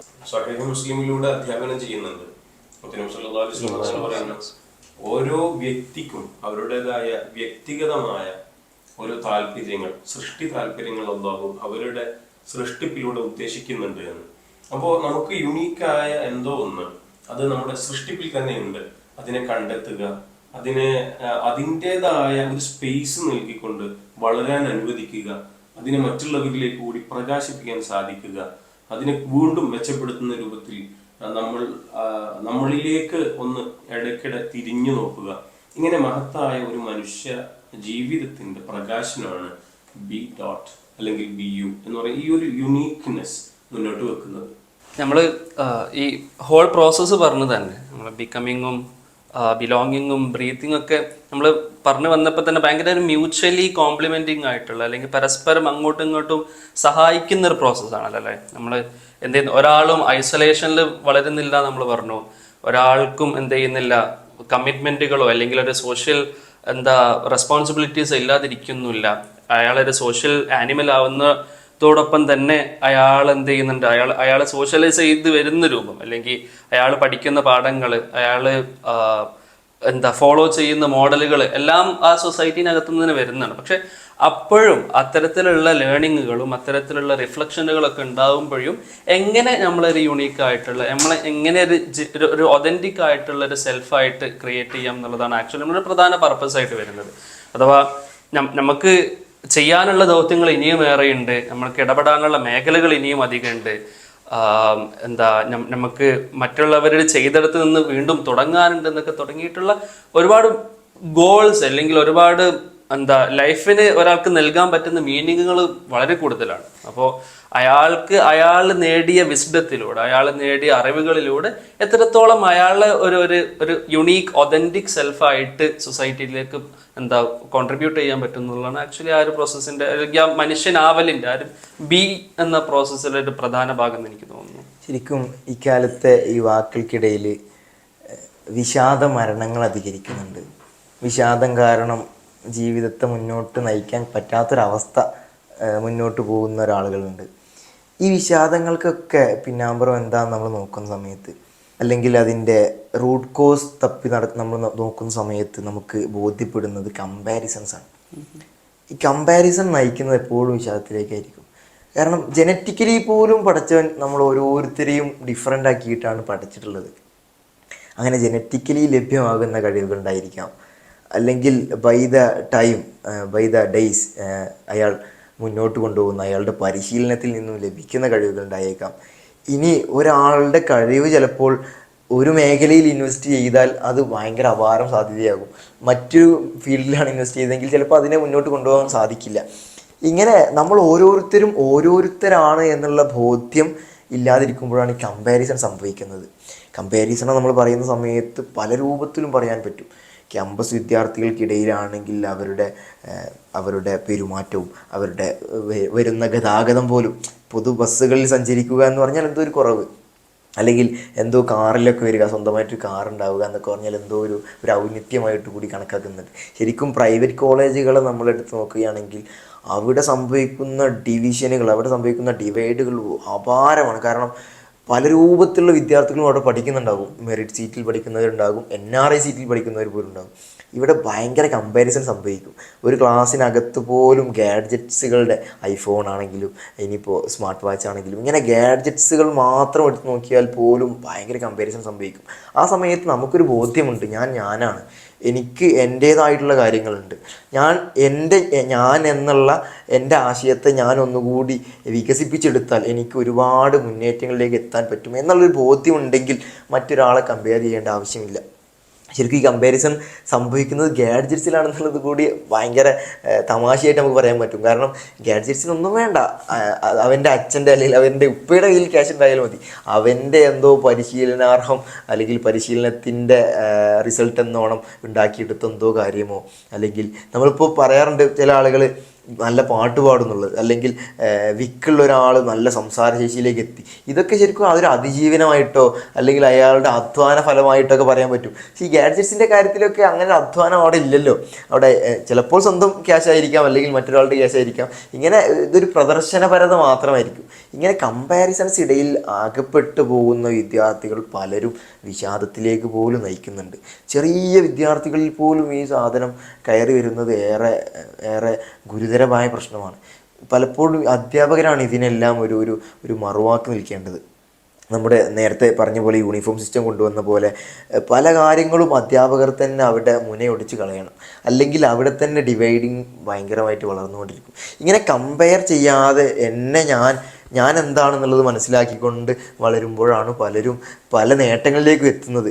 ശരിക്കും അത് നൽകുന്ന ഒരു കോൺഫിഡൻസും കൂടിയാണ്. അഥവാ ഇങ്ങനെ കമ്പയർ ചെയ്യാണ്ടിരിക്കുക, സ്വന്തത്തെ തിരിച്ചറിയാൻ പറ്റുക, ഞാൻ യുണീക്കാണെന്ന് മനസ്സിലാക്കുക എന്ന് പറയുമ്പോൾ ഞാനൊരു യൂസ്ലെസ് പൊട്ടൻഷ്യൽ അല്ല എന്നുള്ളത് റിയലൈസ് ചെയ്യാൻ അയാൾക്ക് പറ്റും. ഓക്കെ, എനിക്ക് ഇന്നാലിൻ്റെ ഒരു വിഷയം അച്ചീവ് ചെയ്യാൻ പറ്റിയിട്ടില്ല, അല്ലെങ്കിൽ ഇന്നാലിൻ്റെ ഒരാൾ അച്ചീവ് ചെയ്തിട്ടുള്ള സംഭവം എനിക്ക് അച്ചീവ് ചെയ്യാൻ പറ്റിയിട്ടില്ല. മേ ബി എനിക്ക് എന്ത് ചെയ്യുന്നുണ്ട്, വേറെ പൊട്ടൻഷ്യൽസ് ഉണ്ടാവാം, അല്ലെങ്കിൽ ഞാൻ ഒന്നും കൂടെ ഇതിന് കട്ടൗട്ട് ചെയ്ത ഒരാളായിരിക്കും, ഞാൻ ഒന്നും കൂടെ എനിക്ക് ഈ ഒരു സംഭവമായിരിക്കും എനിക്ക് കുറച്ചും കൂടെ ചെയ്യാൻ പറ്റുന്നത്. അപ്പോൾ ഈ കമ്പാരിസൺസ് ഇല്ലാണ്ടിരിക്കുക, നമ്മൾ ട്രെൻഡുകളുടെ പിന്നാലെ ഓടാണ്ടിരിക്കുക, നമ്മൾ കുറച്ചും കൂടെ ഒക്കെ ഈ നമ്മളെ ബ്രീത്തിങ് പ്രോസസ്സൊക്കെ ഇവിടെ എത്രത്തോളം യൂസ്ഫുൾ ആവുക എന്നുള്ളത് അവിടേക്കാണ് ചിന്തിക്കേണ്ടത്. എന്താണ് എനിക്ക് ചെയ്യാൻ പറ്റുന്നത്, എന്താണ് എനിക്ക് അച്ചീവ് ചെയ്യാൻ പറ്റുന്നത്, എന്തായിരിക്കും എൻ്റെ ഒരു യുണീക്ക് ടാലൻറ്റ്, എന്തായിരിക്കും എൻ്റെ ഒരു പൊട്ടൻഷ്യൽ എന്നൊക്കെ തിരിച്ചറിഞ്ഞ് അതിനെങ്ങനെ ചാനലൈസ് ചെയ്യാം, അതിനെ എങ്ങനെ എഫിഷ്യൻ്റ്ലി അതിനെ ഒരു പ്രാക്ടിക്കൽ രൂപത്തിലേക്ക് മാറ്റാൻ പറ്റുക എന്നുള്ളതാണ് ശരിക്കും നമ്മളെ സ്വത്വത്തെ രൂപീകരിക്കുന്ന ഒരു പ്രോസസ്സിൽ തിരിച്ചറിയേണ്ട ഒരു സംഭവം. ഇവിടെ ഇസ്ലാം പഠിപ്പിക്കുന്ന സുന്ദരമായൊരു രീതി ശരിക്കും ഇവിടെ ഉണ്ട്. ഒന്ന്, മറ്റുള്ളവരുടെ കുറവുകൾ നോക്കാതെ നമ്മൾ നമ്മുടെ കുറവുകളിലേക്ക് നോക്കുക എന്ന് പറയുന്നത് താല്പര്യ ഇസ്ലാം പറയുന്നുണ്ട്. മാത്രമല്ല, അറിവിന്റെ വിഷയത്തിൽ, നാം നേടിയെടുക്കുന്ന കഴിവുകളുടെ വിഷയത്തിൽ നമ്മളെക്കാൾ ഉന്നതരായ ആളുകളെ നോക്കുക. എന്നിട്ട് അവരോടൊപ്പം വളരാൻ, അല്ലെങ്കിൽ അത്രമേൽ വളരാനുള്ള ഒരു താല്പര്യത്തെ, ഒരു പ്രചോദനാത്മകമായ ചിന്തയെ നമ്മൾ വളർത്തിക്കൊണ്ടിരിക്കുക എന്ന് പറയുന്ന ഒരു താല്പര്യ ഇസ്ലാം നമ്മൾ പഠിപ്പിക്കുന്നുണ്ട്. അതുപോലെ തന്നെ താഴേക്ക് നോക്കേണ്ട ചില ഘടകങ്ങളുണ്ട്. നമ്മുടെ സൗകര്യങ്ങളുടെ വിഷയത്തിൽ, നമുക്ക് ലഭിച്ച നിഅമത്തുകളെ, അനുഗ്രഹങ്ങളുടെ വിഷയത്തിൽ നാം താഴേക്ക് നോക്കണം. അവർക്ക് ലഭിക്കാതെ പോയതിന് നമ്മളിൽ നിന്ന് പകുത്തു നൽകാനുള്ള ഒരു മനസ്സ് നമുക്ക് അവിടെ കടന്നു വരുന്നുണ്ട്. ചുരുക്കത്തിൽ, ഒരു മനുഷ്യൻ മറ്റൊരാളുമായി കമ്പയർ ചെയ്ത് എപ്പോഴും അയാളെ പോലെ ജീവിക്കാൻ, ഏതെങ്കിലും ഒരു ഇൻഫ്ലുവൻസറെയോ അല്ലെങ്കിൽ ഏതെങ്കിലും ഒരു മോഡലിനെയോ, റോൾ മോഡലിനെയോ ഒക്കെ അയാളുടെ ജീവിതത്തിലേക്ക് കൊണ്ടുവന്ന് മറ്റൊരാളെ പോലെ ജീവിക്കാൻ, മറ്റൊരാളെ കണ്ട് അയാളെ പോലെ ആയിത്തീരാൻ ആഗ്രഹിക്കുക എന്ന് പറയുന്നത് യഥാർത്ഥത്തിൽ സമൂഹത്തിനുണ്ടാകുന്ന വലിയൊരു നഷ്ടമാണ്. ഇയാളിലുള്ള യുണീക്ക്നെസ്സിന്, നമ്മുടെ ഉള്ളിൽ ഉറങ്ങിക്കിടക്കുന്ന നന്മകളെ, കഴിവുകളെ, അറിവുകളെ, ഇതിനെ പ്രകാശിപ്പിക്കാനും നമ്മെ സമൂഹത്തിനിടയിൽ നാമായി മാറ്റി നിർത്തുന്നതിനെ ഒഴിവാക്കാനുമുള്ള വലിയൊരു പ്രോബ്ലം അവിടെ കടന്നു വരും. ശരിക്കും ഈ റോൾ മോഡൽ ഭയങ്കരമായിട്ട് ഈ കാലത്ത് ചർച്ചയായിക്കൊണ്ടിരിക്കുന്ന സമയം കൂടിയാണ്. റോൾ മോഡൽ സെലക്ട് ചെയ്യുന്ന സമയത്ത് സംഭവിക്കേണ്ട ഒരു സെലക്റ്റീവ്നെസ് ഉണ്ട്. അത് നമ്മുടെ കുട്ടികളിൽ നിന്ന് ഏറെ അകന്നു പോയിക്കൊണ്ടിരിക്കുകയാണ്. ആരെയാണ് റോൾ മോഡലായിട്ട് സെലക്ട് ചെയ്യുന്നതെന്ന് ചോദിച്ചു കഴിഞ്ഞാൽ, ഏറെ ട്രെൻഡിങ് ആയി നിൽക്കുന്നവർ, അല്ലെങ്കിൽ തീരെ ഡിസിപ്ലിൻ കീപ്പ് ചെയ്യാത്തവർ. ശരിക്കും അതിനൊരു ഹീറോയിസമായിട്ട് കാണിക്കുന്നുണ്ട്. എനിക്കൊരു ഡിസിപ്ലിനും ഇല്ല. ശരിക്കും ഇതുമായിട്ട് നമുക്ക് കണക്ട് ചെയ്ത് കൂടി പറയാൻ പറ്റുന്നതാണ് നിഹിലിസം എന്നുള്ള കോൺസെപ്റ്റ്. ശരിക്കും നിഹിലിസം പറഞ്ഞു വെക്കുന്നത്, ഞാൻ കണ്ടിട്ടുള്ള ഒരു അച്ചീവ്മെൻറ്റ് അല്ലെങ്കിൽ എൻ്റെ പ്ലാനിങ്ങിനനുസരിച്ച് എൻ്റെ ജീവിതം മുന്നോട്ട് പോകുന്നില്ല എന്ന് കണ്ടാൽ പിന്നെ തീരെ ഡിസിപ്ലിൻ കീപ്പ് ചെയ്യാതെ ഭയങ്കര ഡിസോർഡറായിട്ട് ജീവിക്കുക എന്നുള്ളൊരു ടെൻഡൻസി ശരിക്കും അത് ഇപ്പോഴത്തെ സ്റ്റുഡൻസിലേക്കും ഇപ്പോഴത്തെ യുവാക്കൾക്കും അധികരിച്ചു കൊണ്ടിരിക്കുകയാണ്. കാരണം ഞാൻ എന്തോ ഒരു ശരിക്കും സ്വപ്നം കാണുന്നിടത്തേ പ്രശ്നം ഉണ്ടായിരിക്കും. കാരണം അവിടെ കൂടി കമ്പാരിസൺ കയറി വരുന്നുണ്ട്. അപ്പുറത്തെ ഒരാളെ പോലെ ആവണം, അതായിരിക്കും ചിലപ്പോൾ സ്വപ്നം കൂടി. അങ്ങനെ എത്തിപ്പെടാൻ പറ്റാത്ത എന്തോ ഒരു സ്വപ്നത്തിലേക്കാണ് എൻ്റെ പോക്ക് എന്ന് തോന്നിക്കഴിഞ്ഞാൽ പിന്നെ എല്ലാം ഇട്ടെറിഞ്ഞ് പോകുന്നൊരു പ്രശ്നം കൂടിയുണ്ട്. ഇതുപോലെ തന്നെയാണ് നമ്മുടെ ഇപ്പോഴത്തെ റോൾ മോഡൽസ് തിരഞ്ഞെടുക്കുന്നത്. എങ്ങനെയാണ് സോഷ്യൽ മീഡിയയിൽ ട്രെൻഡിങ് ആയിക്കൊണ്ടിരിക്കുന്ന ആളുകളായിരിക്കും റോൾ മോഡൽസ്. അവരിൽ എന്താണ് ഗുഡ് ക്വാളിറ്റി എന്നൊന്നും ചെക്ക് ചെയ്യില്ല. അല്ലെങ്കിൽ അവരുടെ ഒരു പെരിഫറൽ ആറ്റിറ്റ്യൂഡ് മാത്രം കണ്ടിട്ട് അവരെ റോൾ മോഡലാക്കുന്ന ഒരു കാഴ്ച ഇക്കാലത്ത് അധികരിച്ചു കൊണ്ടിരിക്കുന്നുണ്ട്. ഒന്നും സ്പെസിഫിക് ആയിട്ട് പറയാത്ത, ആന്തരികമായിട്ട് ഒന്നും മൂവ് ചെയ്യാത്ത, മോറൽ വാല്യൂസ് ഒന്നും പകർന്നു കൊടുക്കാത്ത എന്തിനോ പോലും ആളുകൾ ഇത്രത്തോളം ഒഴുകുന്നുണ്ടെങ്കിൽ നമ്മുടെ കുട്ടികളിൽ അല്ലെങ്കിൽ ഈ കാലത്തെ ഈ ജെൻസി കാലത്തെ റോൾ മോഡൽ സെലക്റ്റീവ്നെസ്സിൽ ഭയങ്കരമായിട്ട് ഒരു പിശക് സംഭവിക്കുന്നുണ്ട് എന്നുള്ളത് കൂടിയാണ്. ഈ മോഡൽ സെലക്ഷൻസും അല്ലെങ്കിൽ ട്രെൻഡ് ഫോളോ ചെയ്യുക എന്നുള്ളത് ഭയങ്കര റാൻഡം അല്ല എന്നുള്ളതും കൂടി തിരിച്ചറിയേണ്ടതുണ്ട്. അഥവാ ഇത് വെറുതെ അങ്ങ് സംഭവിക്കുന്നതല്ല. ഇതിന് പിന്നിലുള്ള പ്രധാനമായിട്ട് വരുന്ന എക്കണോമിക് ക്യാപിറ്റലിസ്റ്റ് ഇന്റൻഷൻസും ഒരുപാടുണ്ട്. അഥവാ വെറുതെ ഒരു പർട്ടിക്കുലർ ഒരു ഫാൻഡം ക്രിയേറ്റ് ചെയ്യപ്പെടുക എന്നുള്ളത് തീർച്ചയായിട്ടും അതിൽ എങ്ങനെയാ വെച്ചാല് ഇതിലൂടെ ഒരു മുതലാളിത്ത താല്പര്യങ്ങളുള്ളവരോ അല്ലെങ്കിൽ ഒരു പ്രത്യേക ഒരു പാറ്റേൺ ഓഫ് ബിഹേവിയറിനെ അല്ലെങ്കിൽ പ്രത്യേക കൾച്ചറിനെ പ്രൊമോട്ട് ചെയ്യുക, അല്ലെങ്കിൽ ഈവൻ ഒരു പ്രോഡക്റ്റിനെ പ്രൊമോട്ട് ചെയ്യുക, അല്ലെങ്കിൽ ഒരു ടെൻഡൻസി പ്രൊമോട്ട് ചെയ്യുക എന്നുള്ളതൊക്കെ ഇതിന്റെ ഒരു ബേസിൽ വർക്ക് ചെയ്യുന്നുണ്ട്. നമ്മൾ പുറത്തുനിന്ന് നോക്കുമ്പോൾ ഭയങ്കര നിഷ്കളങ്കമായിട്ട് തോന്നും. ഓക്കെ, ഇത് ഇയാൾ ചെയ്യുന്ന ഒരു പ്രത്യേക ആക്ടിവിറ്റി താല്പര്യം വന്നുകൊണ്ട് മാത്രമാണ് എന്ത് ചെയ്യുന്നത്, അതിനെ ഫോളോ ചെയ്യുന്നതെന്ന് മേ ബി തോന്നിപ്പോവും. പക്ഷെ ഇതിന് പിന്നിൽ എന്തുകൊണ്ടാണ് ഇപ്പം ഈ ലിബറലിസം തന്നെ ട്രെൻഡ് ആവുന്നത് ഇത്തരത്തിലൂടെയുള്ള ഓരോ കോണ്ടന്റ് ക്രിയേറ്റേഴ്സിന്റെ അല്ലെങ്കിൽ ഇൻഫ്ലുവൻസേഴ്സിന്റെ ഒക്കെ കണ്ടന്റുകളിലൂടെ ആയിരിക്കും. അതിന് ഒരു ലാർജർ ആയിട്ട് ഞാൻ കുറച്ചും കൂടെ സ്ട്രക്ചറൽ ആയിട്ട് ഇതിനെ നോക്കിക്കാണാനാണ് ശ്രമിക്കുന്നത്. ഒരു ഭയങ്കര ഇൻഡിവിജ്വലിസ്റ്റിക് ആയിട്ട് ഒന്നോ രണ്ടോ ആൾക്കാരുടെ പ്രവർത്തനം മാത്രമല്ല, ഇതൊരു മാർക്കറ്റാണ്, ഇതൊരു എക്കോണമിയാണ്. ഈ ഒരു ബിഹേവിയർ ഷേപ്പ് ചെയ്യപ്പെടലും ഈ ഒരു ട്രെൻഡ് ക്രിയേറ്റ് ചെയ്യലും ഒക്കെ പലരുടെയും ആവശ്യമാണെന്നുള്ള ആ ഒരു ആസ്പെക്ട് നമ്മൾ എന്ത് ചെയ്യാൻ പാടില്ല, ഇതിൽ മറന്നു പോകാൻ പാടില്ല എന്ന് എനിക്ക് തോന്നുന്നുണ്ട്. ഇങ്ങനെ ബിക്കമിലൂടെ, ബിലോങ്ങിങ്ങിലൂടെ, ബ്രീത്തിലൂടെ യുണീക്കായ ഒരു ബീയിങ് ആയി നമ്മൾ മാറുന്നതിന് വിവിധ ഘടകങ്ങൾ നമുക്ക് സഹായകമായി വർദ്ധിക്കുന്നുണ്ട്. നമ്മുടെ അറിവുകൾ, നമ്മുടെ കലകൾ, നമ്മുടെ സാഹിത്യങ്ങൾ, നമ്മുടെ സംസ്കാരങ്ങൾ, നമ്മുടെ പാരമ്പര്യങ്ങൾ. തീർച്ചയായും SSFന്റെ സാഹിത്യോത്സവം ഇതിനെല്ലാം നമ്മെ സഹായിക്കുന്ന ഒരു ഘടകമാണ്. ഇതിനും മുകളിൽ നമ്മുടെ അറിവിനെയും പാരമ്പര്യത്തെയും ഷെയ്പ്പ് ചെയ്യുന്ന, നേരത്തെ നമ്മൾ സൂചിപ്പിച്ചതുപോലെ നന്മയുടെ, ധർമ്മത്തിൻ്റെ ഒരു സംഘമായി നമ്മെ നിലനിൽക്കാൻ പ്രേരിപ്പിക്കുന്ന ഒരു നൂറ്റാണ്ട് കാലമായി കേരളക്കരയെ പ്രചോദിപ്പിച്ചുകൊണ്ടിരിക്കുന്ന സമസ്ത കേരള ജംഇയ്യത്തുൽ ഉലമ അതിൻ്റെ 100ാം വാർഷികം നമുക്ക് വരാനിരിക്കുകയാണ്. ഇങ്ങനെ നമ്മെ നാമാക്കി മാറ്റുന്ന, നമ്മുടെ യുണീക്കായ ഒരു ബീയിങ് ആക്കി മാറ്റുന്നതിൻ്റെ നിരവധി ഘടകങ്ങളിൽ ഈ സാഹിത്യോത്സവം വലിയൊരു പങ്ക് വഹിക്കുന്നുണ്ട്. തീർച്ചയായും നാം മറ്റുള്ളവരെ കോപ്പി ചെയ്യുന്നതിന് പകരം മറ്റുള്ളവരിൽ നിന്ന് പഠിക്കാൻ, മറ്റുള്ളവരിൽ നിന്ന് നല്ല വശങ്ങളെ പകർത്താൻ, നല്ലൊരു മനുഷ്യനായി നാം മാറാൻ ഇങ്ങനെ നിരവധിയായ ഘടകങ്ങൾ നമ്മെ സഹായിക്കുന്നുണ്ട്. ഇതിന് ബി യുണീക്ക്, ബി ഡോട്ട് എന്നൊരു വാചകത്തിലേക്ക് നമുക്ക് ചുരുക്കാൻ സാധിക്കുന്നു. ഈ ഒരു സാഹചര്യത്തിലാണ് മഞ്ചേരി വെസ്റ്റ് ഡിവിഷൻ 33ാമത് എഡിഷൻ സാഹിത്യോത്സവം ജൂൺ 20-21 പൂക്കളത്തൂരിൽ വെച്ച് പ്രൗഢമാകുന്നത്.